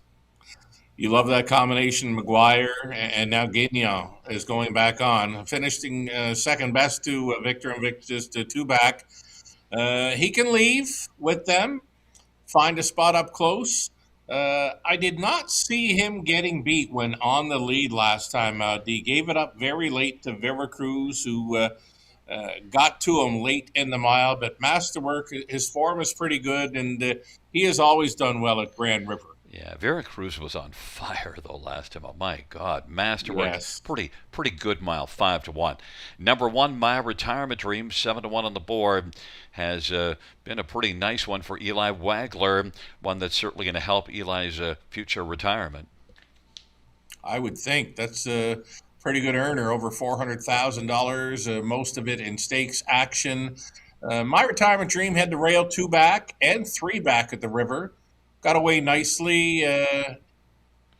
Second best quarter mile in 20 7-1, and then just missed by a nose to Like Chaos.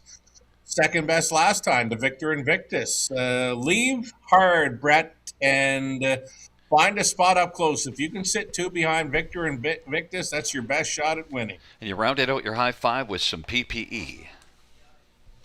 PPE, why not? You're following out some speed with My Retirement Dream ahead of you. Not an easy spot for a trotter from the trailing spot, but Brady is a good fit with this horse. He's been first and third in his last two. Let's go. Well, then he's a veteran trotter, so might not be as much of a problem. We'll see if Brady gets him on up in a little closer. But it is a field of 8, race number 5. They are swinging on into the backstretch, gathering speed. Field 4, race number 5. He is at the start of the rough, and it's Masterwork leaving with Victor Invictus, and Locatelli is going to be put in play. Locatelli is driving early. Inside advantage leads Masterwork and Victor Invictus, who's still 3 wide. My Retirement Dream is racing 4th. PPE is on the pylon 5th in front of Cover Band. Then back to Deborah, and Esplosione is back trailing the field. Locatelli has got the lead, but Victor Invictus is still pressing on the outside. And Victor Invictus and Locatelli, they duel their way on up towards us 27 opening quarter. Victor Invictus is still hung out by Locatelli on the inside. Masterwork is enjoying watching those two battle, and My Retirement Dream is forwardly placed 4th, and then it is back to PPE and Cover Band and Deborah, and Esplosione is trailing the field. Locatelli, Victor Invictus, they are stride for stride off a 27 quarter, half of 55 and 3. Victor Invictus is 4 to 5 on the board, but the veteran Locatelli 5 to 2 on the inside has the slim advantage over Victor Invictus. Masterwork is still there on the back of a very sharp Locatelli. My Retirement Dream. Cover Band now is moving on the outside, and then PPE and Deborah in back to Esplosione. It's still Locatelli leading. Victor Invictus is second. 3 quarters, 125 and 1. Locatelli and Victor Invictus, and Masterwork is looking for the passing lane. My Retirement Dream, PPE is 5th, and then Cover Band and Deborah and Esplosione. They turn for home.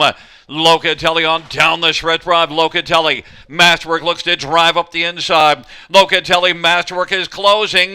Locatelli, though, is game. Locatelli is going to finish strongly with Victor Invictus on the outside second, Masterwork third. And then 4th is between Cover Band and Deborah, 155 and 3. Well, Locatelli brought his A game this evening, put in play by Natasha Day, and tonight has been a night to go to the front and keep on going, Sugar. Wow. What can we say about the old horse? Locatelli, straight to the top, and the front end is where it counts. I mean, all the horses have won this evening, minus Jokic, who was placed. He was a winner when going gate to wire, but was placed for being off stride at the finish. But Locatelli, I don't think Nat could have grabbed this horse up to let anyone go. I mean, this horse wanted to rumble tonight. Well, and, Victor Invictus came calling, and there was no shot. This big horse wasn't having anything to do with letting anyone go. I don't think it was Nat Day. I think it was the horse. Well, there's monitors in the paddock, and the horse was probably watching the earlier races and said, hey, you know what, Nat? I don't care what you say. I'm going to the front. You better hold on. Wow. Yeah, hold on is right. And she had a pretty good hold of him, a firm hold most of the way. And then, of course, she had to chase him up in the late going. But the back class certainly shows up. I mean, Masterwork had a dream journey in there, would get every shot if he was good enough. But, it just wouldn't happen for him tonight up the passing lane. Locatelli, Nat Day, fine job. Well, you thought the 8, 4, and 5 were the top 3, and I know you were all over Locatelli. I mean, not enough to put this one on top of the 4 to 5, but you definitely really loved yourself some Locatelli, and you loved Locatelli last week. Didn't materialize, but you were just a week early. I was a week early, yep. And Victor Invictus take nothing away. Wow, what a trip. Out every step of the way. You might as well say he trotted his mile in 53, but he emptied the tank tonight. Well, the claim was in, so just kept on trucking. Tough post assignment, but full marks to Locatelli. It's a 4.8563 on the bottom four. Locatelli is an 8-year-old Muscle Hill Bay gelding of a Doug Millard, trained by Natasha Day, who's also the driver. First win on the season, just a third start of this year. 20th lifetime. Locatelli, victorious, 155-3.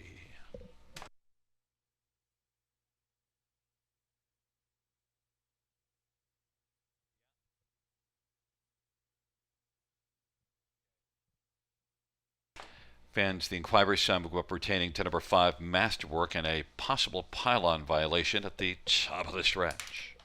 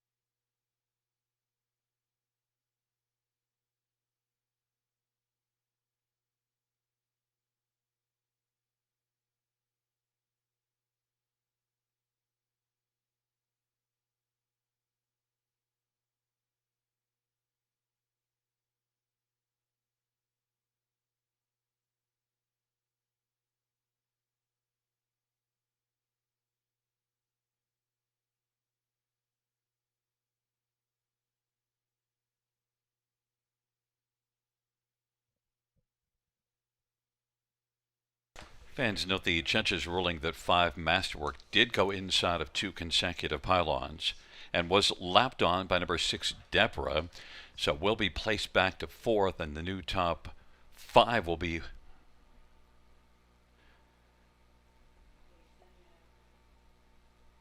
4.8653. That's 4.8653.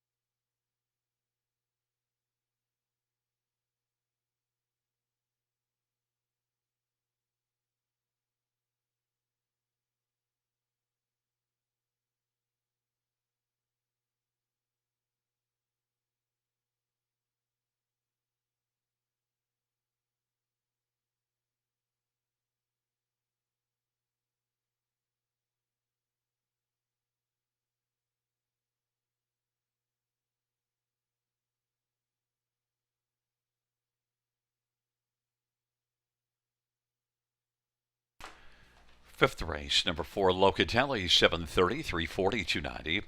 8, Victor Invictus, $3 and $3 and 6, Deborah, $5.90.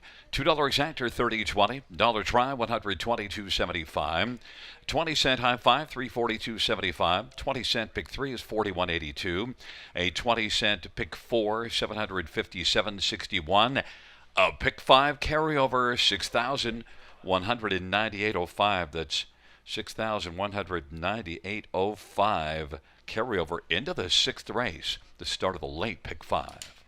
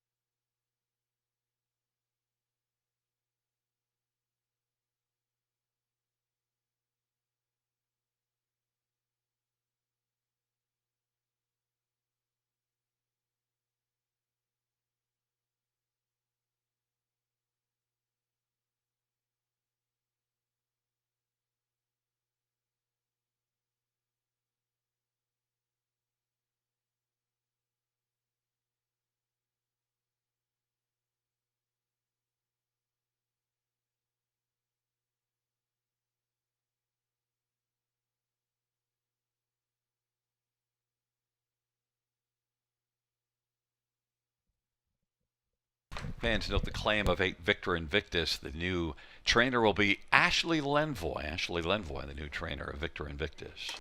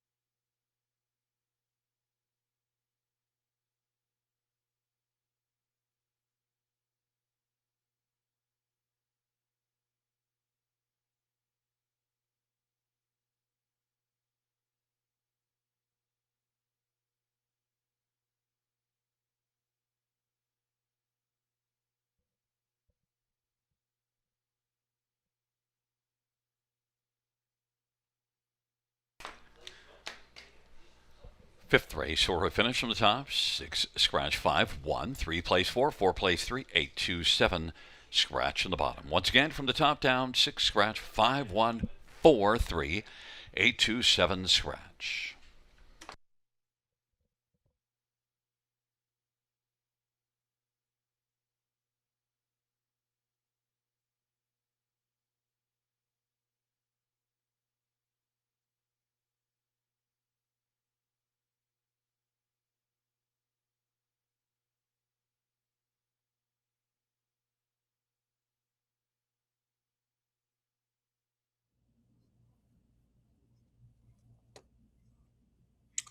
Welcome back. It's the back half of this Monday night program at Grand River Raceway. Carryover in play. Late pick 5 carryover. And we've got, I think it's over $6,000 carryover money added to this late pick 5 pool. We'll estimate the pool to be about $20,000. If you're playing harness racing in North America tonight, this is a must play for you. It's the late pick 5 carryover. Starting here in race number 6, we've mapped out some ticket ideas. Let's go back and bring up that carryover board once again, just to get the gist of it. There it is. The carryover $6,198 in change. Estimated pool $20,000. Again, if you are playing harness racing in North America tonight, you'll want to get in on the late pick 5 at the river. Yeah, over $6,000. Add it to this pick 5 pool. It's a must play. So let's go to some ticket ideas then. We'll bring up my ticket here, opening leg, where we've gone the way of 2, 4, and 8. Are You Crazy? Just missing last time out. We'll also try Chase the Cheddar. Known closer. I know what we're seeing tonight has been the front end speed all the way, but Chase the Cheddar, worth a look with his 54-1, fourth best finish in the latest. The 8-horse, Where I Come From, plenty of gate speed, outside chance there. Brady Collier's catch driving for trainer Terry Gallant. Race number 7, leg 2 of the pick 5 carryover. We're on the 1, 6, and 8. Oceanside Magic, same thing, only different. And outside to Dottie Hinson, who gets a big shot in there for Guignon. Deepest of all, race 8. 1, 2, 3, 5, and 7. Race 8, I think, is where you want to go deep. Chance of some big value showing up there in the middle leg of the pick 5 sequence. 9th race is where we single to keep the price down. We're going all in on 5, Veracruz, who's going to try to make it 3 in a row tonight for trainer driver Justin Turcotte. On the end of it, there was a key scratch in there. There is no 7 now in race number 10. We're going to use the Raising Rusty, Dream Nation, Serenity Cruise. 1, 2, 5 on the end. $27 even on the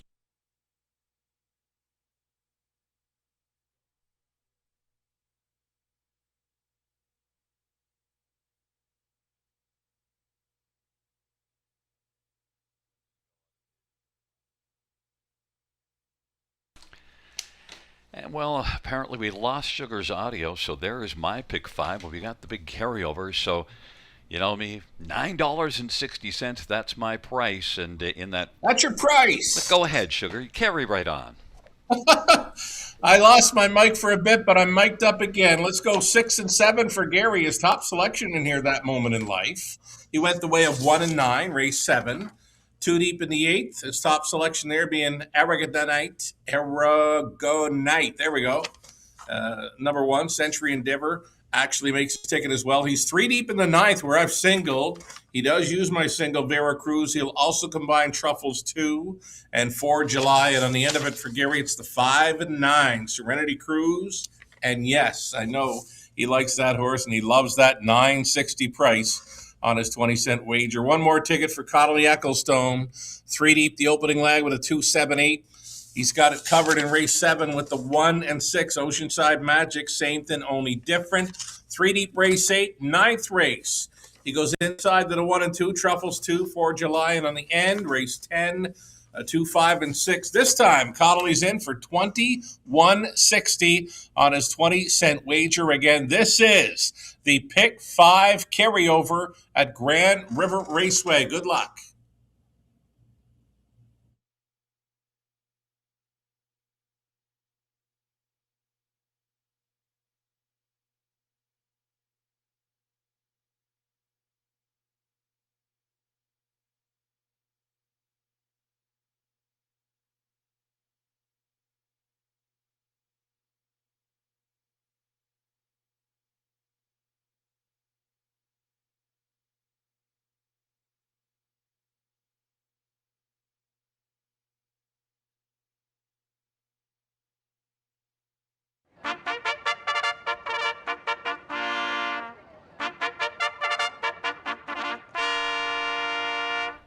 Field for the 6th on parade. 1, I Did It My Way. David McClellan for Steve Germain. Number 2 is Are You Crazy? Paul McKenzie drives and trains and partners with Melissa Rennie. Number 3 is Dylan Spanks. Stefan Poulot drives and trains. The owner is a numbered company from Gloucester, Ontario. Number 4 is Chase the Cheddar. Sammy Philly for Cassidy Schneider. Colonel Schneider Jr. 5 is Make It Come True. Guy Gagnon drives and trains for Stephanie Gagnon. Number 6, That Moment in Life. Dale Spence for Mackenzie Spence in the Cardinal Stable and Michael David Morris. Number 7, Tango Silster. Jason Ryan for Derek Atlanta, Bill Maines and Calvin Kepfer.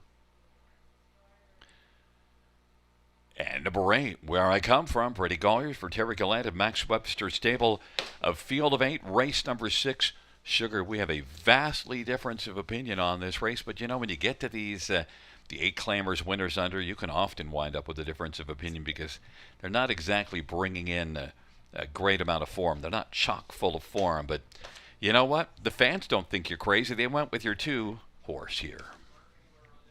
Yeah, that's some pretty good form last time out. Paul McKenzie tried to go all the way, just missing on the end of it. Still managed to pace him out on 153 and 4. Got nipped in the stretch drive by Puff's Last Shadow. 8-5 status. I want front end speed, and that's what you should get with number 2. Are You Crazy? Was blasting from the inside last time out. More of the same tonight. Let's go. And especially the way things are going this evening. I think Are You Crazy? You kind of get it. That's maybe one of the reasons why the money has come so hard is because people are looking and saying, who's going to make the lead? Because that's been the winning ticket in all 5 of the races, even with that placing. I mean, the horse was first place back, but still was actually in front at the finish. So Are You Crazy? Definitely not a crazy pick at 8-5. Number 8, Where I Come From, is going to come from post position 8, but has been racing well, but wind shy, though. Wind shy is right. Just a one-time winner at the Meadows, south of the border. Terry Gallant getting accustomed to this horse. This horse has been sitting 2 in the pocket ride in each of his last 3 starts over the tracks of Clinton and Woodbine Mohawk Park. Likely to get a tack adjustment here. Looks like a plug came out. So Brady's going to be looking for help in the paddock here to plug that thing back into the air. There's trainer Terry Gallant. Just plug him back in, Terry. Yeah. Well, there we go. Where I Come From gets a big shot from the outside post. Yeah, they keep the plugs in, and then later when they pop the plugs, the horse hears what's going on and gets more rared up. Sure. So keeps him quiet. He can't hear us now, Gary. Lucky him. Number 4, Chase the Cheddar, Sammy Philya. Look, this is also one that's a bit wind shy. 2 wins in 19 starts, but did race well from off the pace last race and finished strongly. Yeah. It's going to be always off the pace with this horse. He's got 0 gate speed. Now, I put this ticket together long before seeing how the racing action was going to wind up tonight. I'm still going to use him because he did fire home 28 and 2 for a trip in 54 and a bit last time out. But you will never see this horse on the lead at Grand River Raceway. You know, watch Sammy try to make a liar out of you, but it might not be possible. Won't happen. But Chase the Cheddar, probably going to be chasing, needs to whiz by a bunch here with Chase the Cheddar.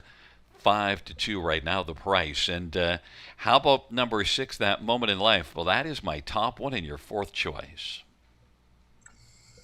Yeah, he's seems to be much better on a half miler, Gary. I mean, I've watched him at Georgian Downs and Grand River Raceway, and he's just not the same animal. Like, he corners so well on a half miler that that's where I'd like him most. I just threw him in here to complete the superfecta, to complete an even number sequence. That's all there is to it. 2, 8, 4, 6. The 1, 6, and 8 are the 3 horses that are dropping in class for this start. And 6, That Moment in Life, was in a straight 8 last time out and finished 3rd. Mm-hmm. And in a good time, 55 that compares well, except for to Are You Crazy, who was just crazy good last time out. But Yeah. 10-1 instead of 8-5, I like that difference. And one more I want you to talk about because it is my second choice. Tango Sealster. Look, raced well at Georgian Downs each of the last couple, and that's not the quickest of tracks. I think Tango Sealster just might be able to tangle with this field. You know what? If I could pull one horse from my selections, it would be the 4, Chase the Cheddar, because he will not race up close in here. Tango Steelster has a chance to do just that. And we saw Jason Ryan send one earlier tonight, straight to the top and upset at 13-1. If Jason can find any early speed with Tango Sealster tonight, let's see it. Well, I think if you would tell me that some horse other than the 2 is on the lead at the quarter, I'd say you might be crazy, because I think Are You Crazy is going to try to go downtown. It's a field of 8. It's race number 6. Start of the late pick 5 with that large carryover. They're moving on into position.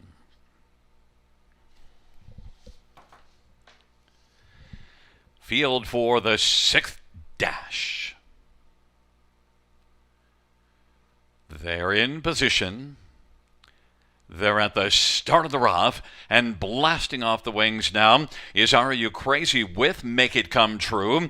Where I Come From on the outside. Those are the first 3 as they drive into the turn. Then Dylan's Bang, and That Moment in Life, and I Did It My Way. Then it is back to Tango Sealster, and Chase the Cheddar is trailing the field. Are You Crazy? 1-2 on the boards, got the lead. Dylan's Bang is parked and is trying to press on the outside because couldn't find a spot on the inside as they race off a turn. 26-1 opening quarter, and Dylan's Bank was planted on the lead, but a temporary lead as Are You Crazy is going to loop back around. Are You Crazy? And Dylan's Bank and I Did It My Way. Now Where I Come From has moved to the outside as they race their way up towards the half off that 26-1 opening quarter. Are You Crazy with the lead? Dylan's Bank's racing second. Where I Come From is coming first over. I Did It My Way is fourth. Make It Come True fifth. That Moment in Life is locked down to the inside. Tango Sealster on the outside, and Chase the Cheddar is chasing from a trailing spot. Half a lively 55-3 for this class, and Are You Crazy leads it. Are You Crazy? Dylan's Bank and Where I Come From, the top 3. Make It Come True. Now up wide, Tango Sealster on the inside. I Did It My Way. That Moment in Life has moved off the pylons, but has only one beaten, and that's Chase the Cheddar, who's 3 wide. 3/4, 125-1. Are You Crazy is crazy good, but gets some left-hand urging as they race their way to the top of the stretch. Where I Come From is trying to come up and get a little closer. Then Dylan's Bank and Make It Come True. Late push up wide, Chase the Cheddar on down the stretch. Where they come. Are You Crazy? And Where I Come From. Are You Crazy is crazy good. Where I Come From.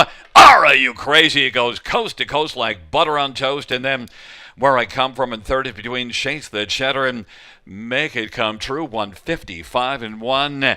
Are You Crazy? The front end is crazy good tonight, Sugar. Wow, is it ever? You called it. You called it earlier on in the program, and we've seen nothing but a speed show. Another quick half for that group, 55-3 half miler for the $8,000 claimers, and stays on. I mean, the 8-horse did pretty good to come from off the pace to get within a length. Even Chase the Cheddar. He did good to get third. It appeared to get third when he swooped the field from last. But the front end speed, it's just killer tonight. Not only are they able to make the front end pretty quick speed, but they're able to just keep on going because 26-1 and 55-3 in this class is a license to pack it in. Oh, 100%. I mean, you want to see these type horses put up those fractions in London. There's no shot they're going to stay on to see a victory. But, yeah, Are You Crazy showed it last time out that he would be a big factor tonight. He gets the job done. Paul McKenzie has got him home and cooled. Thank you to the horse players for supporting the Pick 5 carryover. $16,000 in new money made it over $20,000 into that Pick 5 pool. I just watched the slow-mo there. I might as well point out your top pick was first and my top pick was last. So if we could do an exactor of first and last, then we gave them the first-last exactor. I don't know what that gets you. You just, when you're Kick dead. in the teeth. When you're dead wrong, you got to at least admit it. But look, I was looking at one of the three droppers, and actually, eight where I come from raced really well. Was one of those three that dropped in class, and but Are You Crazy Yeah. was just crazy good off the lead.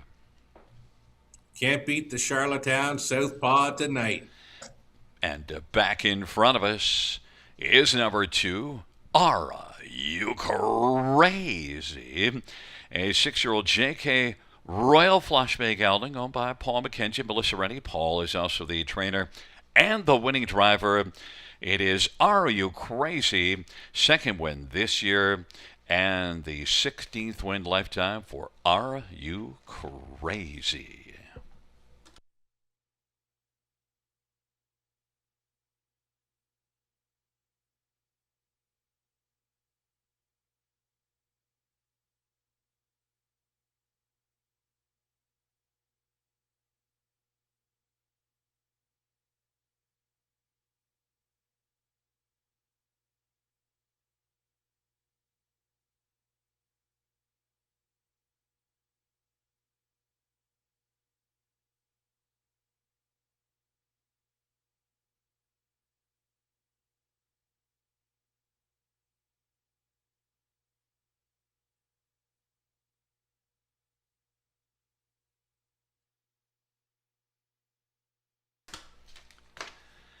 Sixth race, number 2, Are You Crazy? $3, 210, 210.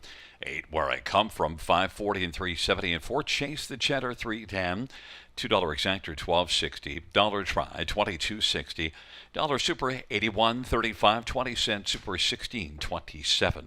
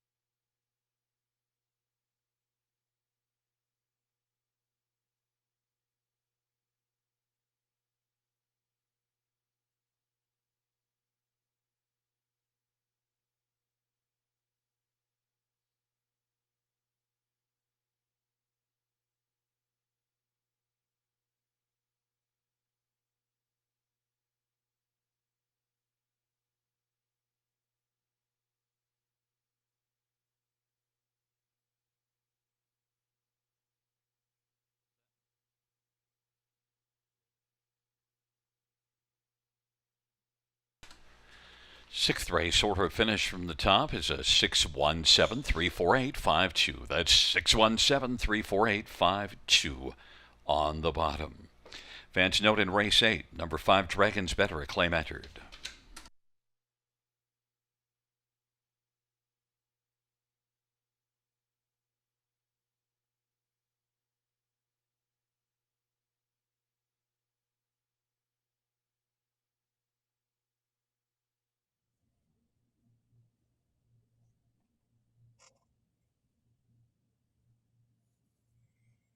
Alrighty, here we go. We are back. We are 4 minutes away from race number 7. We are going to rush through some late pick 4 ticket ideas. And again, we thank the horse players for supporting that pick 5 carryover. Well up and over $20,000 in that pick 5 pool with the carryover money combined. Race 7 to start the pick 4 play. Oceanside Magic. Same thing, only different. Dottie Hinson, that's where I'm landing. Going deepest of all, race 8 with a 1, 2, 3. 5 and 7, staying on the single. Veracruz in race number 9. 10th race on the end of the pick 4 play. It's the 1 Raising Rusty. The 2 Dream Nation or 5 Serenity Cruise. Indigo for $9 even on a 20-cent pick 4 wager. Gary Guy mapping out his best go on tonight's late pick 4. He went the way of 1 Oceanside Magic in the trailing spot. Sunflower Hanover, post 9. Over to race number 8, his top selection there being 2 Aragonite. Also includes the 1 Century Endeavor, a winner last time out for Mackenzie Gate to Wire. Over into race number 9, his top selection there being 1 Truffles 2. Also includes the 5 Veracruz from Off the Pace. Number 2 for July also makes the ticket. 5 and 9 on the end with Serenity Cruise. And yes, Gary Indigo for $4.80 on his 20-cent. Pick 4 play, and one more ticket for our friend of the show, Connolly, Ecclestone. Connolly in the opening leg goes Oceanside Magic with 6, same thing, only different. 8th race, 1, 2, 4, Century Endeavor, Aragonite, and odds on kickoff.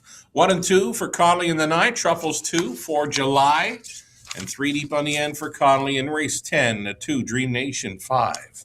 Serenity Cruise in 6. A Maestro Hanover. Big long shot makes the ticket. $7.20 to go along with Connolly on his late pick 4 at the River. Good luck.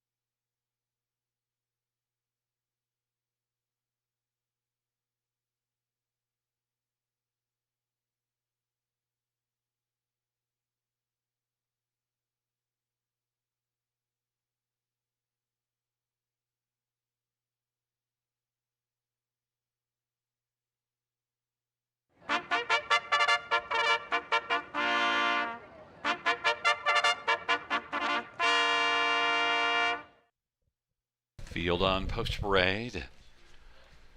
One is Oceanside Magic, Sammy Philly for Anthony Beaton. Number 2 is Stampa, Damian McClellan for Ashley Lenvoy and Theodore Davis.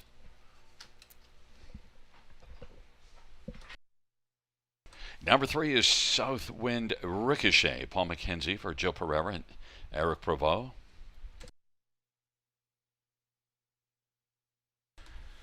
Number 4 is Groovy, Baby Yeah, Eddie Hensley for Jody Cullen and A1 stable.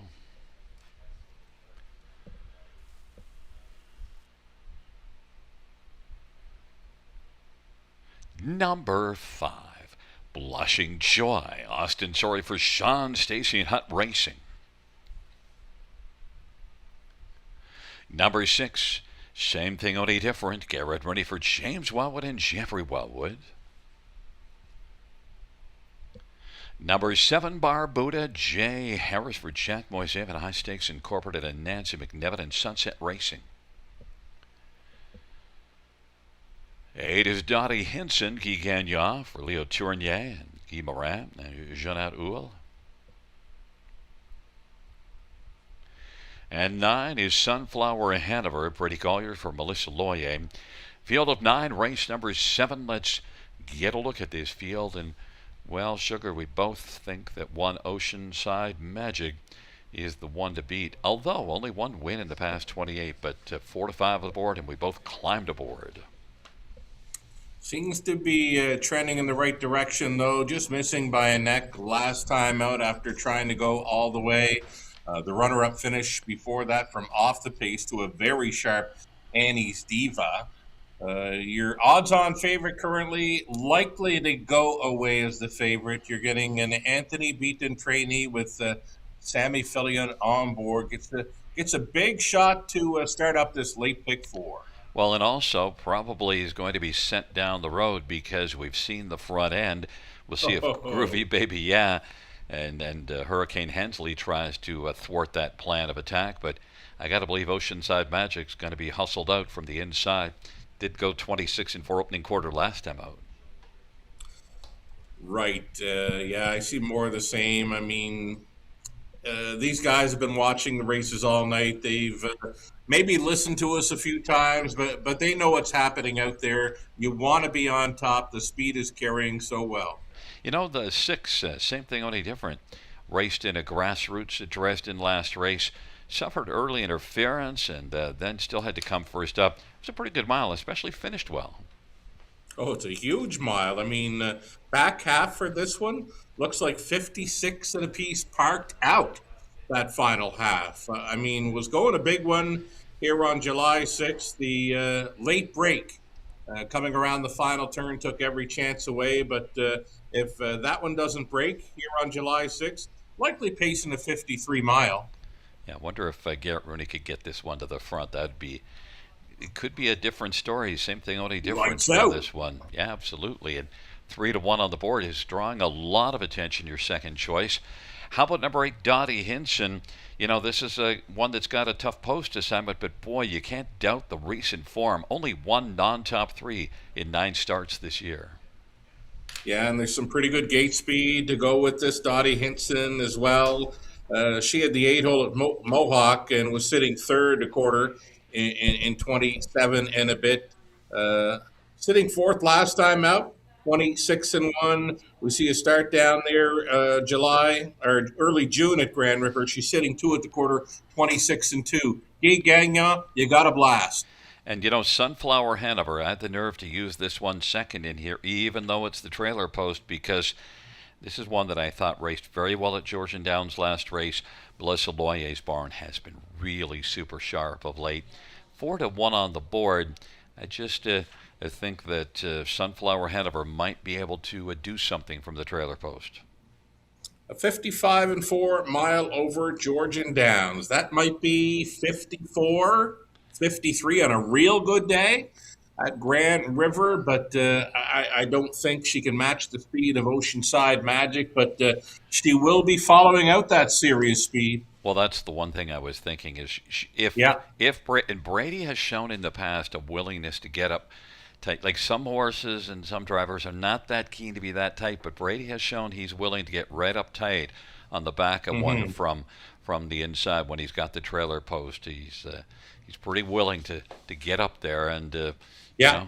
you know, so I wouldn't be surprised if he gets this one away second. I mean, look, I know that's asking a lot, but and certainly Groovy Baby Yeah and Oceanside Magic, they're probably going to be popping up pretty hard. Imagine Brady took a look at the program here when leaving from the trailing spot. You want to know what's leaving ahead of you. I think he's actually licking his chops to lead behind this rail starter. His best shot is to stay close. Yeah, we'll see how close he gets him up, but it's certainly something to watch. And not every driver, there are drivers that are a little more leery of a horse from the trailer post and will give themselves just a little bit more room for comfort. And then you get a couple guys like Brady that say, no, I'm comfortable getting up tight. And especially, it all depends, course, how good gated they think their horse is and how comfortable that horse is in that position as well. Well, one thing we've seen about trainer Melissa Loye, she sends them out ready to roll.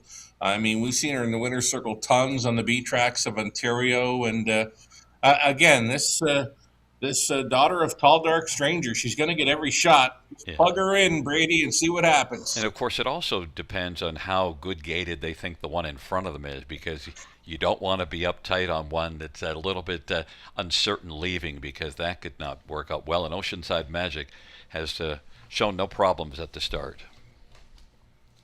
None at all. It's a field of 9 for race number 7. There, entering the backstretch on a marvelous Monday as we are gathered at the river.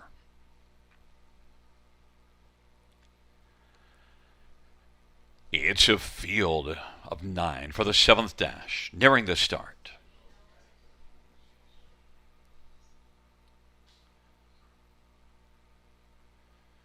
Field is at the start of the rough, and leaving out alertly Blushing Joy, Groovy Baby Yeah, and then also Same Thing Only Different, and on the inside Oceanside Magic, and then through on the inside Sunflower Hanover is right tight on the back of Oceanside Magic, who is 4th right now. Sunflower Hanover is 5th, and 6th is Barbuda, and then Southwind Ricochet and Stompa and Dottie Hinson, and they're still dueling for the lead. Same Thing Only Different is out 3 wide, Groovy Baby Yeah in the center, Blushing Joy on the inside, and Oceanside Magic is racing 4th and travels in front of Sunflower Hanover. Same Thing Only Different, and Garrett Rooney at 9-5 has got the lead, 27-1 opening quarter, and that lead right now is about 2 1/4. Groovy Baby Yeah, there goes Oceanside Magic up and driving down, and along to the inside is Blushing Joy, and Sunflower Hanover is glued to the back of Oceanside Magic. Then it is back to Barbuda, Southwind Ricochet, and Stompa, and Dottie Hinson. 56-1 halftime. Same thing. Only difference got the lead. Groovy Baby Yeah is 2.5 lengths back. Oceanside Magic working a little closer, but has a lot of work to do, because Same Thing Only Different is very alive right now as they head up to 3/4. Oceanside Magic is 2nd. Sunflower Hanover is taking 3rd now from Groovy Baby Yeah. Southwind Ricochet 5th, and then Blushing Joy. Late push from Dottie Hinson, Barbuda, and Stompa, but it is Same Thing Only Different who's got the lead. Same Thing Only Different, Sunflower Hanover, and Oceanside Magic, but Same Thing Only Different continues as they work their way on down the stretch drive. As they come on down the lane, Same Thing Only Different. Same Thing Only Different is going to win this one rather handily. Sunflower Hanover was 2nd. Oceanside Magic 3rd. Dottie Hinson 4th, 153-4. Well, it was the same thing in terms of front-end speed holding up. Only different because this horse was 3 wide at the quarter, but then got the lead. Same thing, only different. It was that big mile in the latest. We talked about it over at Dresden, parking the final half, showing her back half in 56 and a piece with no cover.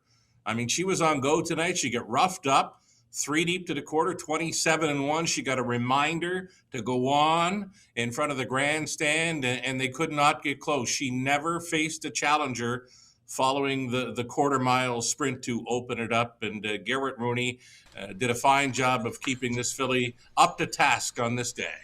And look, Same thing, only different. One thing that's not been different at all tonight is how well the front end holds up when they make the lead, because Oh, they just are able. They're not just winning. Look at there's the gap. There's nobody yeah. coming to try to take down same thing, only different. It's just incredible what we're seeing tonight. I mean, Oceanside Magic, I thought was going to be the lone speed in there. I mean, he was kind of sluggish getting away.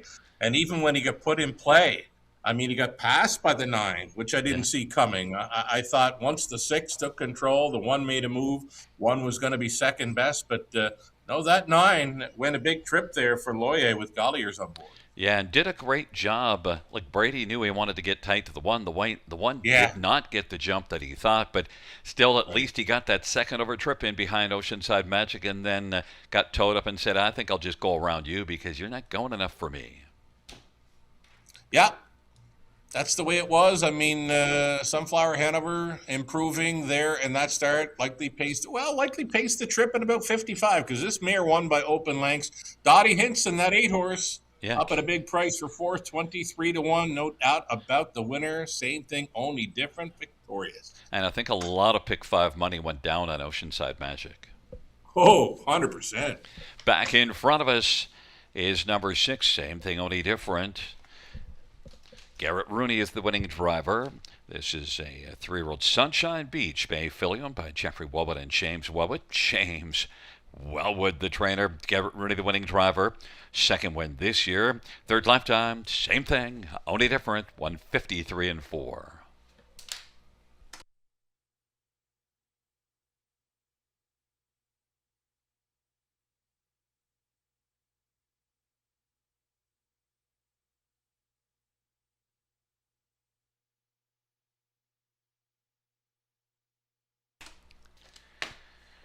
Seventh race, number 6, same thing, only different. 564.10, 240. 9 Sunflower Hanover, $8.03, and 1 Oceanside Magic, 210. $2 exactor, $41. Dollar try, $27.45. The dollar super, $137.20. Super, $27.40.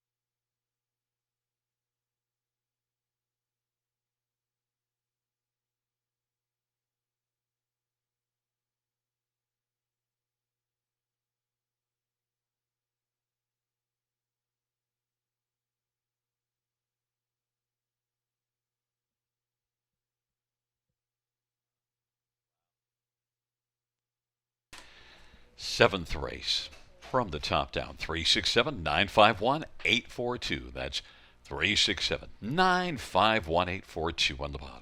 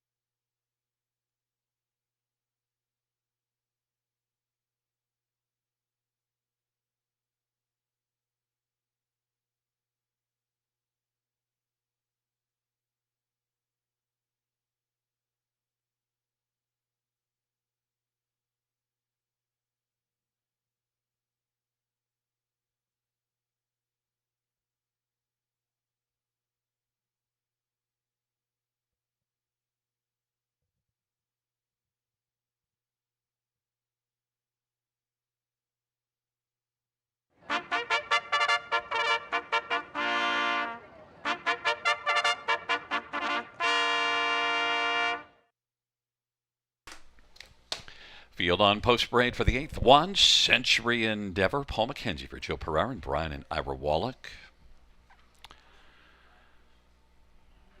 Number 2 is Aragonite, Nick Boyd for Dean Nixon. Number 3 is Fabrizio, Jay Harris for Janai Gallant and Martin Kepfer.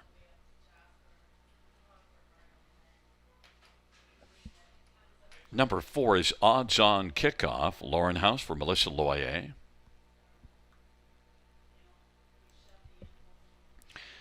Number 5, Dragons Better, Claymetter, Damien McClellan for Steve Germain.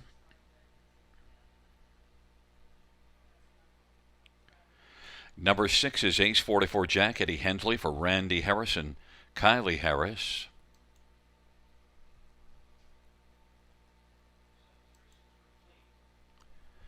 Number 7, Lord Anthony, Sammy Fillier for Ben Hollingsworth and Michael Goldberg. And number 8, Trouble with the Curve, Guy Gagnon for Leo Tournier. It's a field of 8 for race number 8. Let's get a look at this field. And, well, we've got a ton of class on the inside, back class, and form as well in Century Endeavor, Sugar. Century Endeavor, big mile last time out. He was on top the start before, and he got taken down late, and he owned it right through last time out. Stopped the clock, 53-2, is a lone win on the season. And you know what? You got to like the speed threats tonight. Do I like the way this horse looks coming into the post rate? I don't know. A little hitch, but maybe he forgets about it when he goes behind the gate. But for me, Century Endeavor, a big victory last time out. But 2-1. There's some others to look at in here. And by the way, I should mention also number 4, Odds On Kickoff. It says line to be announced from July the 18th. Did not race. So just mentioning okay. Didn't race July the 18th, and that's why there is no missing line. But Century Endeavor, 7-time winner last year, was over. Now that win, and good shot to maybe double it on up. And, especially when we've been watching this evening, I think I like Century Endeavor all the more now after seeing how things have been playing out. Sure, I can get behind it. I mean, this horse is a solid speed horse. He's been on top in 3 of his last 4 outings. He's won once, but the way the speed is carrying, and horses, many of the horses not winning just by a bit. I mean, we watched a few run right off the screen tonight. And then number 2, Aragonite, maybe it was a bit arrogant of me to put this one in front of Century Endeavor, but I do like the price, 7-1. Good price, likely in for a good trip again. This horse is a speed horse. I don't think he can beat the 1 out of there, but he can sure leave enough to sit a close second or third with this group. Yeah, this one horse, 26-1 and 26-3 opening quarters in the last 2. And further down the page, we see a 26-4. I think we know exactly how this race at least will start, and even quite a bit of an idea how it might end as well. Number 3, Fabrizio, is one that the last start, a pretty nice odor to that last race, 53-4 mile, finishing second.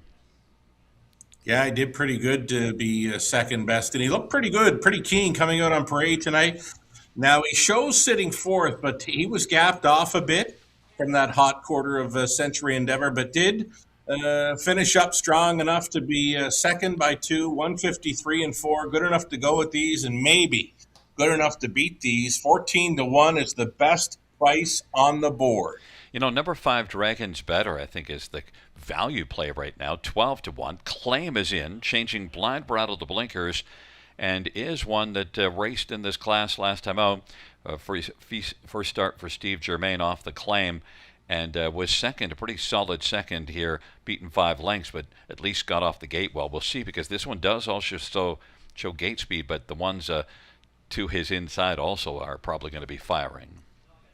Yeah, lots to like about the 5. I mean, especially with the Claim being entered. I mean, there's no tomorrow for the connections of 5. Dragons Better just got the blinkers on, the horn likely blow him. It's time to go with this horse tonight. You know, Lord Anthony raced better last race, but now moves up a level and has a little bit tougher post. But it is Sammy Filia, Ben Hollingsworth, and look at the money that Lord Anthony is taking, 3-2. Horse with some back class. Lots of back class, Lord Anthony. I mean, he did sit 3 in that hot quarter with Century Endeavor. It's a little tougher from the 7-hole for this horse. He's not a gate blasting type, but he can fool me if he wants. I mean, I just don't see it tonight.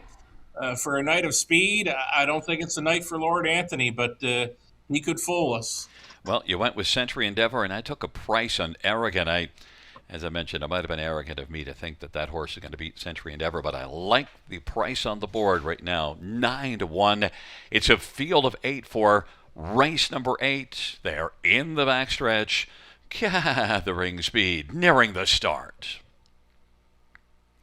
And they're at the start of the rough, and Ace 44 Jack leaving with Dragons Better, Century Endeavor and Arrogant, and then racing 5th Fabrizio. Lord Anthony, Ace 44 Jack, troubled with the curve, has gone straight to the back of the bus, and they race their way on around the turn. Century Endeavor with the lead. Odds on Kickoff is now going to try to find a seat in the pocket, and does so in front of Arrogant as they race their way on towards us. And Dragons Better had 3 better than that one right now, racing 4th in front of Lord Anthony, who found a seat on the inside fib.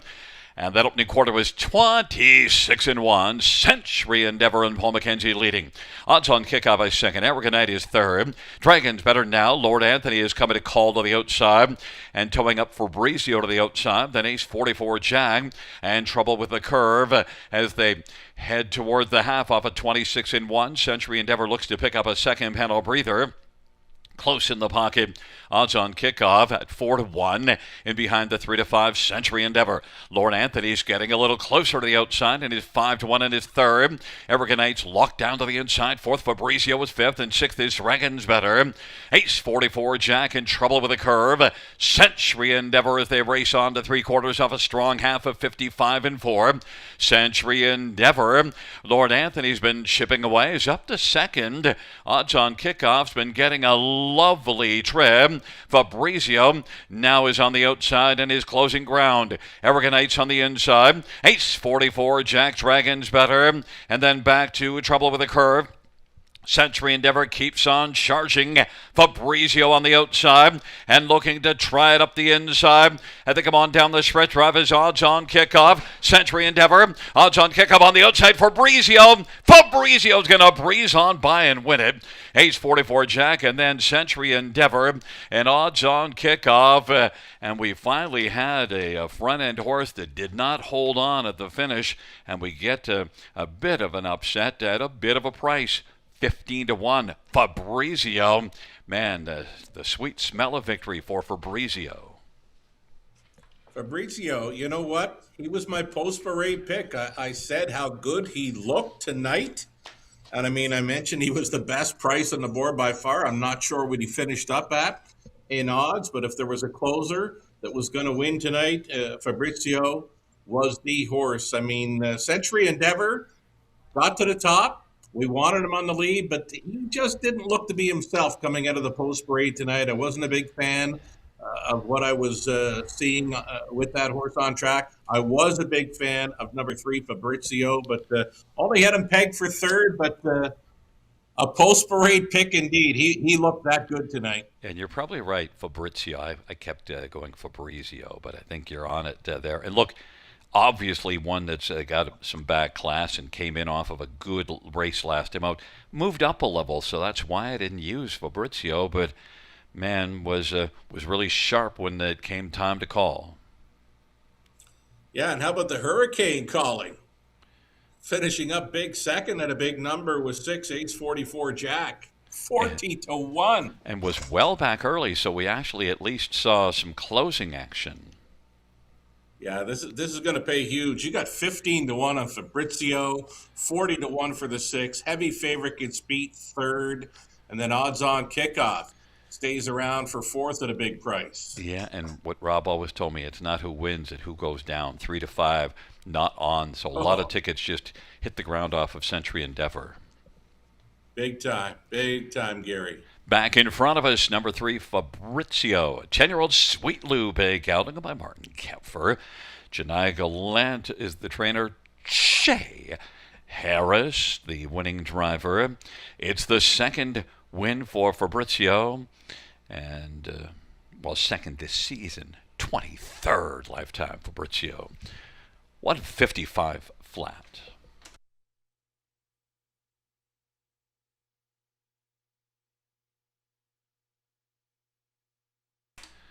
Eighth race, number 3 Fabrizio, 3370, 1250, 796, ace 44 jack, 2120 and 1060 and 1 Century Endeavor 250. $2 exactor, 1329.50.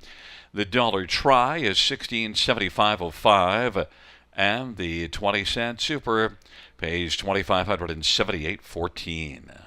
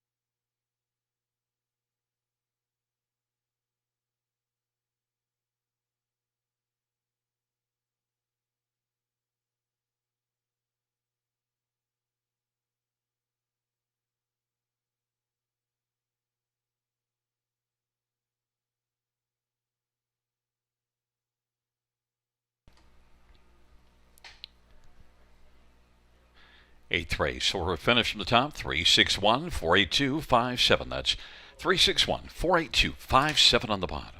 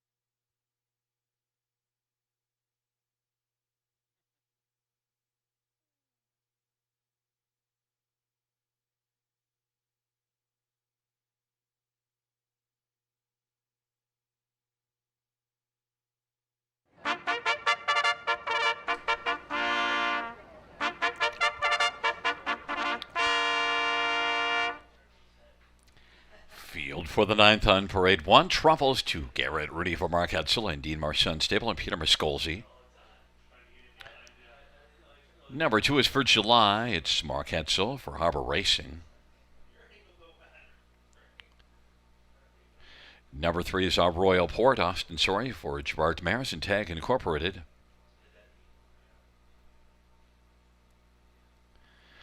And 4 is Baden, Jay Harris for Duncan Brewer and Randall Urquhart and Steve Deedy.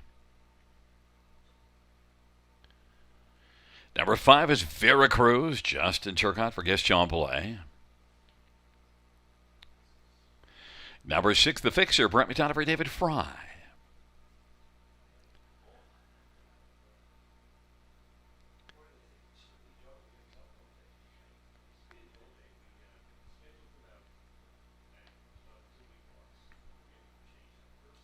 There's a Peso Hanover semi-filly for Ken Middleton Jr. and Dante Sindori and James Grant. Ken shares in ownership, and joining us very shortly will be 7 Tyrone Bowtie. Note the equipment change, blind to open bridle. The driver Brady Golliers for Mike Armstrong. The owners Rachel Burns and Wade and Philip Toussignon. Field of 8, race number 9. Let's get a look at this field, and the fans have gone to Truffles too. But Sugar, you went to Veracruz. Now you would think somebody with the name of Sugar would be all over Truffles. Truffles around Christmas time, but in the month of July, I'll look elsewhere for sweets. But yeah, I'm going to stick with 5 Veracruz, even though she's a come-from-behind type. Well, we did see one come-from-behind winner in race number 8, an upset play. But I think it gets tough for these closing types on a night where we've seen pretty much nothing but a speed show. Yeah, we'll see what Veracruz has in mind here. But look, this is one that, earlier on in his career, he was really good early here at Grand River. And even last year had a pretty nice earnings season last year. And now this year with these 2 wins, now suddenly has it rolling on and has earned $3,000 a start. But really good form of late. So I can see you going to Veracruz. The fans went with you now, 8-5 on the board. But I went to the Truffles. Maybe I was just thinking Truffles. But look, this is one that's been facing tougher, set up by Mark Hetzel, big earner last year. And how about 544,000 lifetime? Yeah, there's a whole lot of back class involved with Truffles too. Yet to hit the board in his 2026 season. But Garrett Rooney, he's been in the winner's circle tonight. He knows where you want to be on a night like this. And this horse has got some gate speed. So I could see Garrett, that is, putting another one on the boogie here and just see how far you can go. Don't worry about how fast you can go. Just see how far you can go on the lead here.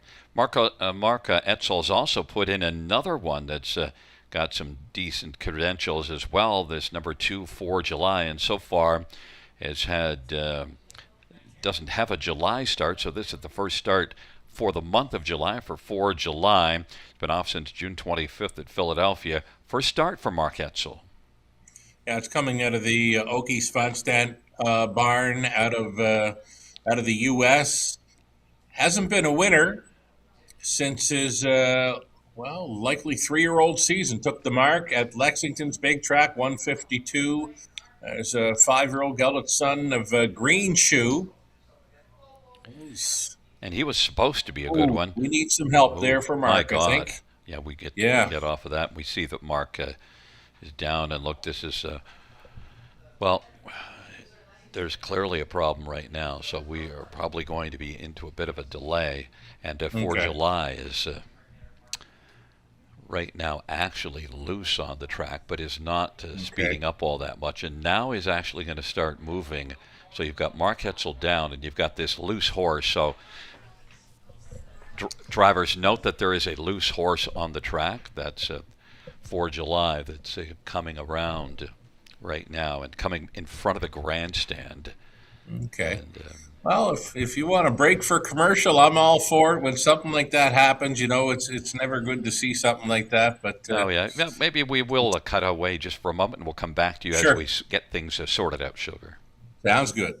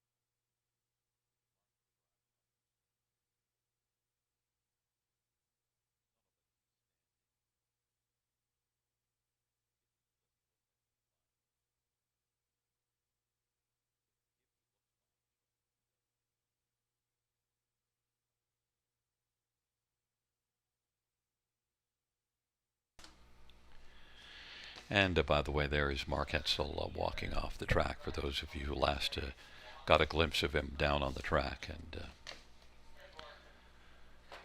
as we're now just in a bit of a delay for the ninth race.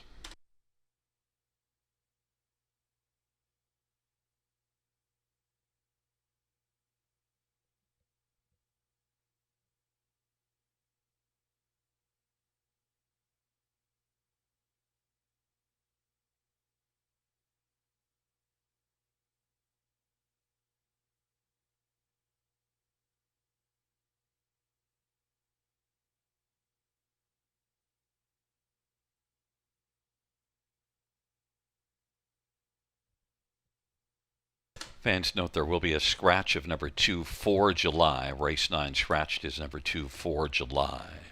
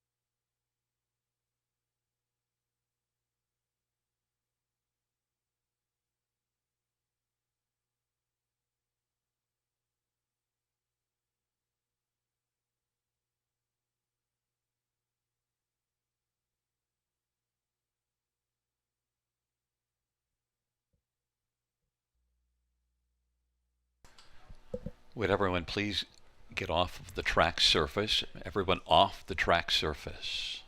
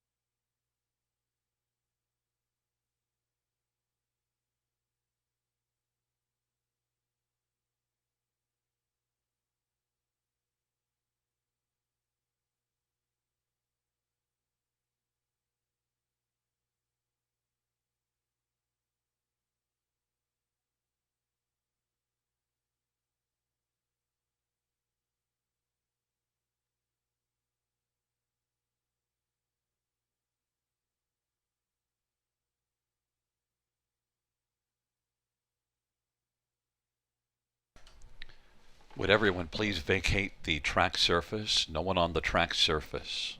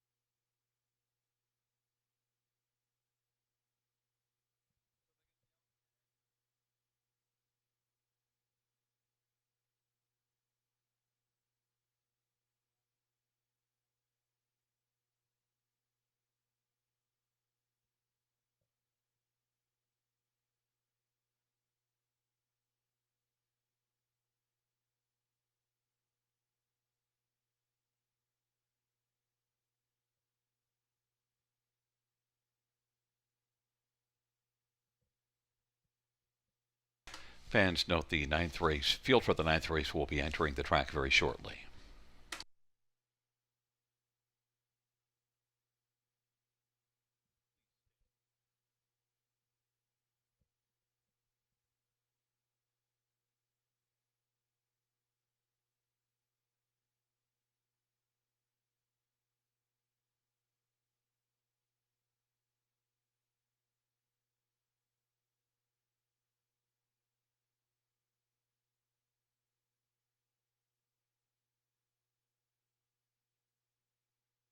And there is your field for the ninth race coming back out onto the track as we'll be underway for race number 9 very shortly.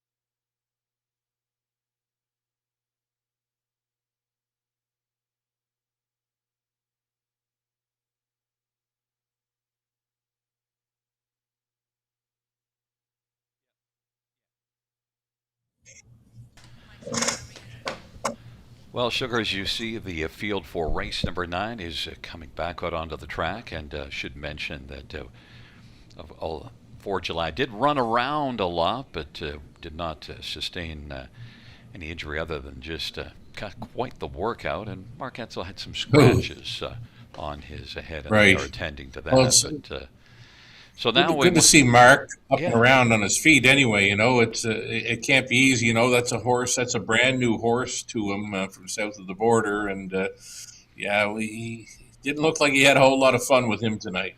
No, and I mean, obviously, this is a horse that's a pretty nice horse. I mean, you don't want anything to happen to any horse, but very nice horse. And so, yeah, he got quite a workout. It might be a little piece before we see him race because he was definitely, he expended an enormous amount of energy. But you know what? Yeah. Let's look at some energy here. And you're back with Vera Cruz and Truffles, your top 2. How about telling me about number 6, the Fixer? I guess that one's going to wind up now being your third selection. Well, yeah, and you know what? Now we're getting a shortened up field of 7 now without the 2. The 2 being a late scratch, of course. But number 6, the Fixer, I think is a good fit with these, and Brett McDonald might be a good fit on board. And look, the Fixer is one we were talking about back class, 408,000. That's a lot of back class as a 10-year-old. That actually the last couple races at Mohawk, not too bad. Yeah, you're right. The Fixer, he's been doing pretty good over there, and this might be an easier spot, though it is a preferred class. But he fits good with these. Now, you might have heard me make a little sneeze there. Yeah. I got a program in one hand, the mouse in the other, and I thought, how am I going to sneeze? I better mute, but no, sometimes you just can't get it quick enough. Hey, no problem. Look, at least you're far enough away so you don't have to worry about... And look, just a thought, these are preferred, these are veterans. This delay probably wouldn't impact them as much as younger horses. Yeah, right. Not many of them lathered up. They're all ready to go. Let's do this thing. It's a field of 7 for the 9th dash. Field for the 9th race. In the backstretch nearing the start. Field for the 9th race is at the start of the rough for our Royal Port, getting out quickly now. And then Vera Cruz is second away. Baden is third. Truffles 2 is racing fourth. The Fixer is fifth. Then Tyrone Bowtie and Peso Hanover. We won't have fractions as we will be hand timing this race because we had some problems with the timer impacted by 4 July banging into the teletimers. And Vera Cruz is now comfortably on a lead, 7-5 on the board, and Vera Cruz leading in our Royal Port at 12-1 is second in behind Vera Cruz, and then it is Baden, and Truffles 2 is on the inside, electing to stay on the inside, and the Fixer on the outside is fixing to get up a little bit closer. Then Tyrone Bowtie and Peso Hanover. Field of 7 trotters, preferred trotters racing it up towards the half, and it is Vera Cruz to the outside, the Fixer. The Fixer on the outside now has moved up and taken over second. Our Royal Port is third. Tyrone Bowtie is fourth, and Baden is fifth, and then Peso ahead of her, and Truffles two. Veracruz leading as they race the backstretch, but the Fixer at 13-1 is trying to take down Veracruz. It was 7-5 on the board. Our Royal Port's getting a lovely trip, and Tyrone Bowtie is racing fourth. Baden, then to the outside. That is Peso ahead of her, and Truffles two is trailing the field. It is Veracruz as the field is about to turn for him. Off stride goes Tyrone Bowtie. Veracruz, the Fixer on the outside. Our Royal Port has been getting a nice trip, and then racing fourth is Baden, and our Royal Ports look to ship up the passing lane against Veracruz. Veracruz and our Royal Port. Veracruz is able to hold on the outside. The Fixer came on to pick up second. Our Royal Port up the inside third. And then Baden fourth, but Veracruz backed up that victory last time out, and now has 3 wins in a row, Sugar. Right on. Justin Turcotte got the memo, right? Put him on the lead, see what happens. And he just had enough to hold off the Fixer. Wow, the Fixer, did he ever go a big one? Yeah, and I was looking for our Royal Port to blast up the inside. I was calling that one just a little more than the Fixer, and yet the Fixer is the one that actually was fixing to try to get on by Veracruz. Couldn't, but gave it a very strong effort, and the Fixer was out a piece. He was at a long ways and tailed off on that final turn. Like you, I thought that was it for him, but to see him come back, I mean, if there's another 5 feet there, he's likely a winner. The other horse the horse that I took on top, Truffles, too, just had nothing, and then was eventually just was last, and then went off stride, I believe, but still was a non-factor. Yeah, well, we talked about it right before the race. Would the delay affect any of the horses? We mentioned there was none of them really lathered up. Well, maybe Truffles too got a little stubborn on the weight for race number 9, and maybe that was it. Just maybe took him out of his mood, to want to do something tonight. Because you're right, he was kind of flat. Well, he was worried about his stablemate. He had other things on his mind, but certainly wasn't True. Racing. But I'll tell you who had racing on his mind, Veracruz. And there you see Veracruz strong coming to the finish. There's the Fixer getting up close enough to at least make it a picture. But still, we knew that Veracruz was a winner, and your top one. And, Veracruz didn't show me leaving, but as you mentioned, Justin got the memo. Yeah, you're right. I was surprised to see this horse leave, but when Justin's been there most of the night and seeing how horses have been winning, I mean, if you got any speed at all, you want them to be on or near the lead tonight. Yeah, we won't know the time. They're going to hand time this race. So when 4 Sure. July was running around, he did catch the timer with the bike because there's no driver. And sometimes, they don't notice where they are. They just think they only have to worry Right. about the width of themselves, but the bike is there, and he caught some timing action. So they'll be able to get those loose horses, they can do a number on a race bike, that's for sure. Oh, yeah, and that bike took a bit of a beating. And Veracruz is the winner in race number 9. Veracruz, 5-year-old father Patrick Brown gelding, a bike at Chambois. Justin Turcotte is the trainer and the winning driver. 4th win for Veracruz this year, 15th lifetime. Cruising to victory for a 3rd straight win, taking race number 9.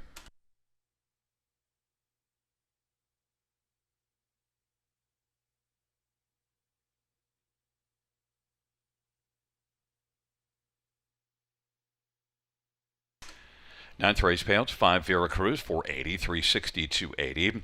6 the Fixer, 970 and 640. And 3 our Royal Port, 770.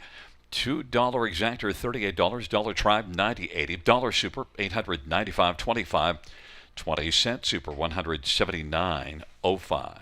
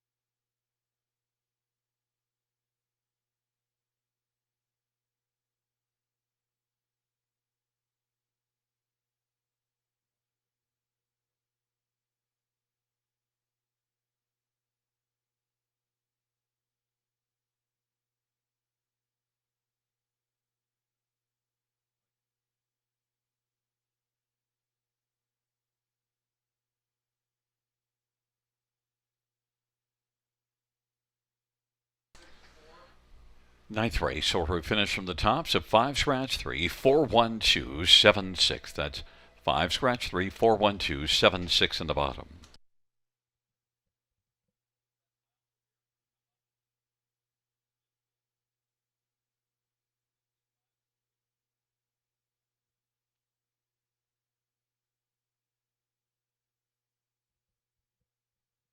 And fans note the ninth race mile time was 1:55 and 3. 1:55 and 3 for Veracruz in the ninth.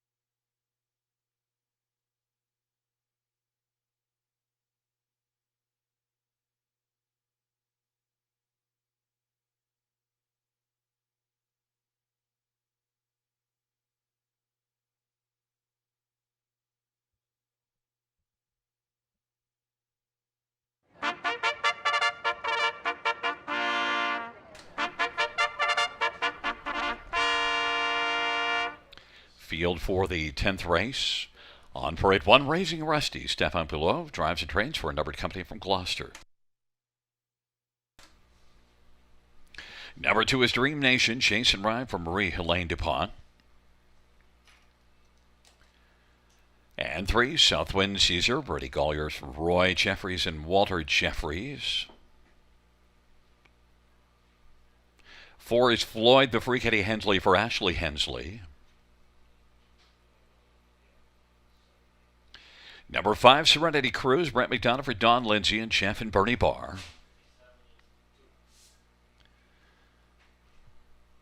Number 6, Maestro Sealster, Sammy Filliver, Julie Walker. 7 is scratched. 8 is Zip Me Up, Paul McKenzie, David King, and William Brown, and Paul Kelly, and Jamie Trott, and Gary Adair.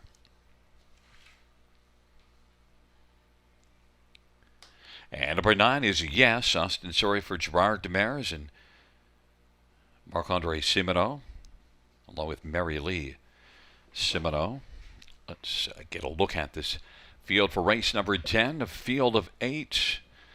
Good condition class of trotters, and we're going to start with Racing Rusty, who's 9-5 on the board, and you're anticipating Racing Rusty raising his game. Now, he does have back class. Yeah, he's a good fit with these. Pretty good fourth in the latest. The start before that, he is winding it up from way back to pass horses late on the wide side, 27-4 on the end. Raising Rusty, if he could show early speed tonight and get away cleanly, be on the lead or close to it at the quarter mile, I think that'd be it. It would be over for the rest. I went to Serenity Cruise on top, your second choice, changing equipment, open to Swedish Blind, Brett McDonald driving. This is certainly one that's got lots of back class and has been a good one, a veteran 10-year-old that's getting close to $350,000. Yeah, we went after this fella last time. We were after him to start before when he took a wicked shuffle as well. So we got the open road last time out, and then happened to get picked off late by Deborah. Like just in the final strides, missing by a head. But Serenity Cruise, the form is pretty good right now. Picks up Brett McDonald. Once again, likely to be on or near the lead with these. Well, you got off and I got on. So Serenity Cruise, we'll see how that works because I'm on Serenity Cruise. Look, the money has primarily gone to the 1 and 5, with some people saying yes to the 9 horse, and you said no because you went to 2 Dream Nation off of an 8th year last time out. Now, that was the first start off a layoff. Yeah, first start off after missing a few months of racing action, had the tough post 8. Nothing was going to happen. You know, Jason Ryan, he's been on Serenity Cruise last few times, but I mean, he's got to go to Dream Nation here. But I'm going to look for a little more. You know, kicked home 29 flat when making a move to the outside in that comeback start, and now getting a little class relief here. That won't hurt. Yeah, Dream Nation and Serenity Cruise are both 10-year-olds, and if Dream Nation was listening to me talking about Serenity Cruise back class, he'd be saying like, yeah, never mind her 300 and something. How about my 634? Right? That's a nice dollar figure for one that's done some pretty good stuff. Lightly raced though, right? Yeah. In the last few seasons, likely to be coming in off an injury or maybe just got put away for a few seasons. But I hadn't noticed that till now, just making the second start now after missing a few seasons. Yeah, and drops down in class. Zip Me Up, though. You went to this one 4th, and you know, is a good closer. Big closer. Love the way he's been finishing up last couple of starts. Give him a big try at 7-1 for the outside gate. And then you needed one for the bottom of the ticket. You again said no to yes. You went to Southwind Caesar. Awful win at Hanover. Off a win, so the confidence is up. You know what? He's a heck of a looker. What a looker he is. And at 45-1, I'd pick him on looks alone to hit the high 5. He is brushed up, polished up, looking sharp. He's got his ears up. He heard what you said, and he's nodding his head. And he's actually going to get a little bit of a bath because the rain just has started to fall right now. Right. So we'll get this race done, and he can get back and get a better bath. It's a field of 8 for the 10th race, Sugar. You like that. Raising Rusty 5-2. I went to Serenity Cruise. You got off, and I got on. Field for the 10th race, taking up their positions into the backstretch. And there is the rain almost on cue to start the 10th dash, and then decided to wait for 2 minutes. They're at the start of the rough, and it is Serenity Cruise who's going to blast out. And then Zip Me Up on the outside. Racing Rusty's third. Southwind Caesar is racing fourth, and now fifth is Yes is fourth, and Southwind Caesar fifth away. Dream Nation went off stride. Floyd the Freak is sixth, and seventh is Maestro Sealster. Serenity Cruise 4 to 5 on the board, and Racing Rusty is coming on the outside. Racing Rusty is looking to raise his game and sweep up on the outside. Racing Rusty at 2 to 1. Challenging Serenity Cruise, and they raced past the quarter. We'll give you the fractions later because our timer had a malfunction problem, and it is Zip Me Up third. Yes is fourth. Southwind Caesar fifth. Floyd the Freak, and then Maestro Sealster, and they head their way up towards the half. Serenity Cruise and Brett McDonald perping out Racing Rusty and Stefan Poulon on the inside third. Zip Me Up, Yes is fourth, and fifth is Southwind Caesar. Then it is Floyd the Freakin' Maestro Sealster. Serenity Cruise on past the half, and Zip Me Up, and Paul McKenzie is getting a nice trip. Racing Rusty has flattened out after being first up a while and has dropped back, and now Yes is going to say yes to third and grab it from Racing Rusty. Southwind Caesar is fifth, then Floyd the Freakin' Maestro Sealster, and they race on by 3/4. Serenity Cruise and Zip Me Up. Yes is third. Racing Rusty is racing fourth, and then Southwind Caesar, Maestro Sealster, and Floyd the Freakin'. There goes Zip Me Up. Off the perfect pocket ride. Zip Me Up has got a lot of zip as they turn for home. Zip Me Up and Serenity Cruise. Serenity Cruise on the inside, but Zip Me Up is going to zip on by. Zip Me Up had a perfect ride, and Paul McKenzie just went bombing on by. Serenity Cruise is second. Yes, third, then Racing Rusty and Maestro Sealster. Things kind of fell nicely for Paul McKenzie and post position 8, but didn't matter because Paul tripped this horse out. Did he ever? I didn't see this horse wanting a piece of racing up close tonight, but Paul McKenzie, another one that was on the lead earlier tonight and got the job done with Are You Crazy? Well, he knew you had to be up close, so he put this one right up for a pocket ride and was able to steal away the victory from Serenity Cruise. Serenity Cruise, by the way, was the favorite to complete all the multi-leg wagers. Zip Me Up, however, almost $1,400 returning on a 20-cent pick 5 play with this horse winning. Somebody's a very happy camper this evening and was enjoying watching that race with Zip Me Up. And even if he had some others, he's like, yeah, but I like this one better. Oh, indeed. You want the price. I think with Serenity Cruise, it was going to come back at a few hundred, but this was a big price winner on the pick 5 play, and likely triggers a pretty good high 5 return. You got the heavy favorite second, but then you've got your horse, Yes, in for third at a big number. Yeah, you said no to Yes, but I said yes to that one for second, actually. I had the nerve to go all the way up to second, but was third. And, well, I didn't have Zip Me Up, and you had this one just for fourth, so we didn't get it right. But you know what? Take a look at the program for Wednesday. Let's try and do it all over again and see if we can find some winners. There's a whole lot more to come this week at the River. Take her easy. And back in front of us is number 8, Zip Me Up. Paul McKenzie with a driving double. 6-year-old Wheelin' and Dealin' Bay Gelding. Up by William Brown and Paul Kelly and J.B. Trott and Gary Adair. David King is the trainer. Once again, driving double for Paul McKenzie, and it is the third win this year, 12th lifetime. Zip Me Up in the 10th dash.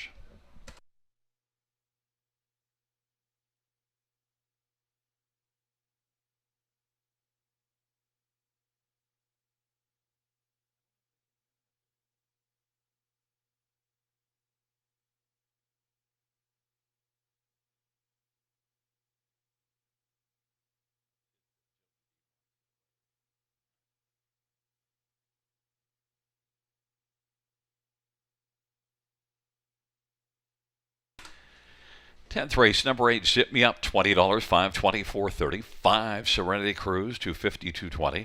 9, Yes, $8.10. $2 Exactor, $45. Dollar Try, $250.10. 20-cent high 5, $573.84. The double of 5 and 8, 61.60. 20-cent pick 3, 123.44. We had a 20-cent pick 4, 411.91.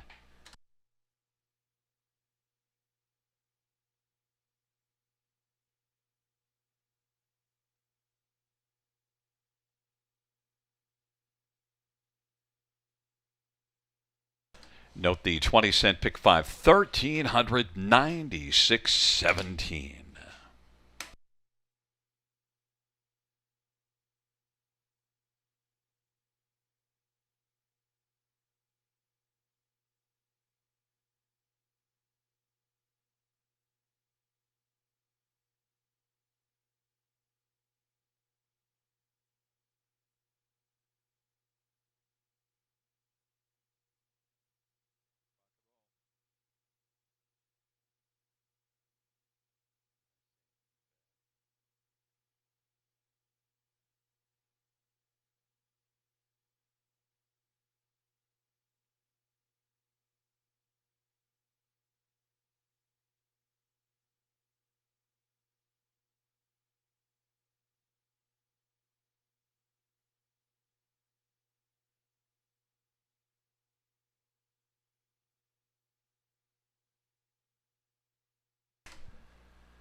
Tenth race order finish from the top. 486-725, scratch 1-3. That's 486-725, scratch 1-3 on the bottom.